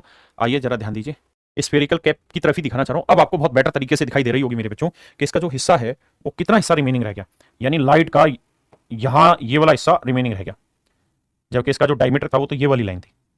अगर आप इतनी बात यकीन कर गए तो बस फिर सवाल में कुछ दम नहीं बचा, फिर समझाने की कोशिश करता हूं। ये टॉर्च है, यहां से लाइट का रिफ्लेक्शन दे रही है। आइए मेरे दोस्त, अब मेरा टॉपिक हो रहा है और ये कॉन्सेप्ट आपने आगे के लिए ध्यान रखना है, स्फेरिकल कैप। बहुत ही जबरदस्त टॉपिक है स्फेरिकल कैप, इस बात को हमेशा ध्यान रखना। मेरे प्यारे बच्चों, अगर कोई गोला है और उस गोले में एक सर्कल बना दिया जाए, ऐसे एक सर्कल बना दिया जाए, सर्कल काट दिया जाए मेरे भाई, एक ऐसे सर्कल काट दिया जाए और सर्कल से ऊपर का जो हिस्सा बच गया, ये जो हिस्सा बच गया मेरे प्यारे बच्चों, ये कहलाता है स्फेरिकल कैप। ये कहलाता है स्फेरिकल कैप। ये मेरे प्यारे बच्चों कहलाता है स्फेरिकल कैप, अगर आप समझ पाए तो। हाँ जी। अब मेरे दोस्तों, मेरे भाइयों, ये वाली जो लेंथ होगी ना, ये तो होगी गोले की रेडियस। गोले की रेडियस ये हो जाएगी गोले की रेडियस, गोले की त्रिज्या, ये हो जाएगी गोले की त्रिज्या। ठीक है जी मेरे प्यारे बच्चों, ये वाली हो जाएगी स्फेरिकल की हाइट, स्फेरिकल कैप की हाइट, क्योंकि कैप यहां से कट रही है। ये 3D फिगर है, थोड़ा सा आप समझिए, 2D में मैं 3D समझाने की कोशिश कर रहा हूं। तो ये वाली जो वैल्यू होगी यहां से यहां तक की, ये जो नागिन मैं बार बार घुमा रहा हूं, ये वाली वैल्यू होगी h। ठीक है जी, ये वाली वैल्यू होगी h। और मेरे प्यारे बच्चों, जो ये यहां से मैंने सर्कल नुमा यानी काटा है, तो ये इसकी जो रेडियस होगी वो होगी a, उसकी रेडियस जो होगी वो होगी a। हमें a की जरूरत नहीं है मेरे प्यारे बच्चों, हमें मोस्टली जो जरूरत पड़ेगी वो h की और इस r की जरूरत पड़ेगी। तो मैं तीनों चारों कहानियों से एक सवाल के थ्रू आपको समझा रहा हूं। आइए, दो फार्मूले आप याद रखिए कि अगर स्फेरिकल कैप दे रखी हो और स्फेरिकल कैप की हाइट दे रखी हो और गोले की रेडियस दे रखी हो, तो वॉल्यूम कैसे निकालते हैं, पाई h square by 3 3r minus h। Surface area कैसे निकालते हैं, 2 पाई RH। सरफेस एरिया निकालते हैं 2 पाई RH। मैं डायरेक्ट फार्मूला लिखवा रहा हूं, इनका डिटेल में किसी दूसरी वीडियो में पूरा एक्सप्लेन करके आपको समझा दूंगा। अब हम सवाल के थ्रू आते हैं क्वेश्चन पे। अब मेरे प्यारे बच्चों, आइए इस सवाल को मैं डिटेल में समझाता हूं तरीके से। कह रहा है एक टॉर्च 3 फीट व्यास के गोले के केंद्र से कहता है एक गोला है जिसका डायमीटर 3 फीट है। जैसे मान लीजिए मेरे बच्चे ये कोई गोला है, इस गोले का डायमीटर कितना है, 3 फीट। अगर इस गोले का डायमीटर 3 फीट है तो मेरे बच्चे इसकी रेडियस कितनी हो जाएगी, तो आप कहेंगे 1.5 फीट यानी 1.5 फीट। इस गोले की रेडियस हो गई 1.5 फीट और सवाल में कह रहा है कि इसके केंद्र से 5 फीट की दूरी पर, यानी मेरे प्यारे बच्चों ये वाली जो डिस्टेंस है, ये वाली जो डिस्टेंस है, ये कितनी है आपकी, तो आप कहेंगे सर ये डिस्टेंस है 5 फीट। ये डिस्टेंस है मेरे बच्चों 5 फीट। कहता है यहाँ पर एक टॉर्च रखी गई और टॉर्च से रिफ्लेक्शन डाला गया, टॉर्च रखी गई, टॉर्च से रिफ्लेक्शन डाला गया। और जब हमने टॉर्च से रिफ्लेक्शन डाला तो सवाल में कह रहा है कि भैया जी कहानी हो गई। कहानी क्या हो गई कि ये वाला हिस्सा तो पीछे शेडेड पोर्शन रहेगा, यानी डार्क पोर्शन रहेगा, और इधर वाला जो हिस्सा रहेगा मेरे प्यारे बच्चों, ये वाला जो हिस्सा रहेगा, अब ये देखना ही ध्यान से, गोलाकार है, ये वाला जो हिस्सा रहेगा, ये आप देख रहे होंगे क्या, जिसके ऊपर लाइट आ रही होगी। तो सवाल में आपसे यही पूछ रहा है कि जिस हिस्से पे लाइट आ रही है ना, इस लाइट वाले हिस्से का आपको क्या बताना है मेरे प्यारे बच्चों, सरफेस एरिया। अब मैंने आपको स्पष्ट रूप से समझाया मेरे बच्चों क्या, कि ऐसे सवाल में आपको एक ही काम करना है कि ये जो सर्कल बना हुआ है इसके अंदर, इस सर्कल से ये वाली इसकी हाइट कितनी, बस ये मेजर पार्ट है, ये निकाल दीजिए। उसका तो सीधा फार्मूला है। फार्मूला क्या है एरिया का, तो सर एरिया का फिर फार्मूला हो जाता है 2 पाई RH। लिखवाया था 2 पाई RH। ये एक स्फेरिकल कैप तैयार हो जाता है। ए लिखवाया था मैंने यहां से यहां तक की लेंथ, लेकिन इस ए की जरूरत आपको अभी नहीं है, सिर्फ h की जरूरत है। h कितना सुंदरता से आप निकाल सकते हैं ये मैटर करता है। तो देखिए मेरे भाई, अगर हमें h निकालना है तो मैं क्या करता हूं, मैं आपको समझाने के लिए इसके सेंटर से इसको मिला देता हूं। तो ये एक किस्म से है जरूर 3D, लेकिन काम तो 2D की तरह ही कर रहा होगा। और अगर ये वाला एंगल मैं थीटा मान लूं मेरे प्यारे बच्चों, ये वाला कोण मैं थीटा मान लूं, तो ये मेरे प्यारे बच्चों ए बोला था मैंने, ये क्या हो जाएगा ए। इसकी लेंथ कितनी है 1.5, इसकी लेंथ मैं x मान ले रहा हूं। तो मेरे प्यारे बच्चों, मैं छोटी ट्रायंगल पकड़ रहा हूं, कौन सी छोटी ट्रायंगल मैं पकड़ रहा हूं, ये वाली। इसमें इस थीटा के साथ वाला बेस हो गया x और हाइपोटेन्यूज हो गया 1.5, बेस हो गया x और हाइपोटेन्यूज हो गया 1.5। तो इस छोटी ट्रायंगल में मेरे प्यारे बच्चों, मैं आपसे जानना चाहता हूं, मुझे कोस थीटा की वैल्यू बताइए क्या होगी।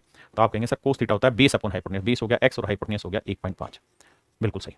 अब मेरे बच्चे, अगर आप इतनी बात समझ गए हैं तो मैं इसको हटाता हूं। अब आप मुझे ये बताना कि अगर मैं ये वाली ट्रायंगल पकड़ूं तो ये टेंजेंट होगी, किस्म से 90 डिग्री बनाएगा। हाँ जी। तो मेरे प्यारे बच्चों, इस वाली ट्रायंगल की अगर मैं बात करूं तो इस वाली ट्रायंगल में ये परपेंडिकुलर होगा, और अगर ये परपेंडिकुलर हुआ तो ये लेंथ बेस हो गया 1.5 थीटा के साथ वाला, हाँ है ना, और ये हो गया हाइपोटेन्यूज राइट एंगल ट्रायंगल का, और सेंटर से जो कैंडल रखी है या टॉर्च रखी है वो कितनी दूरी पर रखी, 5। तो मेरे नन्हे मुन्ने बच्चों, ये लेंथ आ गई 5। तो अगर मैं इस पूरी बड़ी ट्रायंगल में 10 कोस थीटा लगाऊं तो थीटा के सामने वाला परपेंडिकुलर, साथ वाला बेस या हाइपोटेन्यूज, तो कोस थीटा हो जाएगा बेस अपॉन हाइपोटेन्यूज। तो बेस अपॉन हाइपोटेन्यूज, बेस हो गया 1.5 और हाइपोटेन्यूज हो गया मेरे प्यारे बच्चों 5। x की वैल्यू निकालोगे 15 15 225, 2.25 बटे 5 आ जाएगा, हाँ है ना, बटे 5 आ जाएगा। अब देखिए यार, कैलकुलेशन करेंगे, यहां से हटाएंगे मेरे बच्चे, बटे 2 जीरो लिखेंगे। बिल्कुल सही कहा। तो इसे करोगे 25 नहीं में 225 आएगा, 25 दूनी 50, 20 बटे 9। तो x की जो वैल्यू आएगी वो 9 बटे 20 आएगी, या 0.45 आ जाएगा। x की वैल्यू 0.45 आ जाएगा। अब मेरे बच्चों, अगर आप इतनी बात समझ गए हैं तो मेरे बच्चों, ये x था, इसकी लेंथ आ गई आपके पास 0.45। बिल्कुल सर, ये लेंथ है 0.45। अब मेरे बच्चों, ये भी बताना मुझे कि ये यहां से लेके यहां तक की पूरी लेंथ क्या है, तो ये रेडियस है, ये 1.5 है। तो 1.5 में से 0.45 घटा देंगे तो मेरे बच्चे ये लेंथ निकल जाएगी, और यही तो h है, h की वैल्यू आ गई, रेडियस आ गई। तो अब हमारे लिए एरिया निकालना मुश्किल थोड़ी है, तो वैल्यू पुट करनी है, और आंसर पाई में ही है। तो 2 पाई r की वैल्यू है कितनी मेरे बच्चे, 1.5, और h की वैल्यू मेरे बच्चे 1.05। इन्हें मल्टीप्लाई कर देंगे, मेरा आंसर निकल के आ जाएगा। मेरे बच्चे जब सोल्व करोगे तो आंसर आएगा 3.15। तो ये ऐसा सवाल है जो आने वाले समय में आपसे पूछा जा सकता है। दोनों फार्मूले आपको बताएं, वॉल्यूम का और मेरे प्यारे बच्चों एरिया का, दोनों आप ध्यान रखिए, दोनों आपसे पेपर में सवाल में पूछे जा सकते हैं। Thank you. अगर आपको ये चीजें पसंद आ रही है, मजा आ रहा है, देखिए ये सारी चीजें ब्रिलियंट बच्चों के लिए डाल रहे हैं जो जो अपनी तैयारी को बिल्कुल आखिरी सेप देना चाहते हैं। तो अगर आपको मजा आ रहा है तो आप फीडबैक जरूर दीजिएगा। धन्यवाद।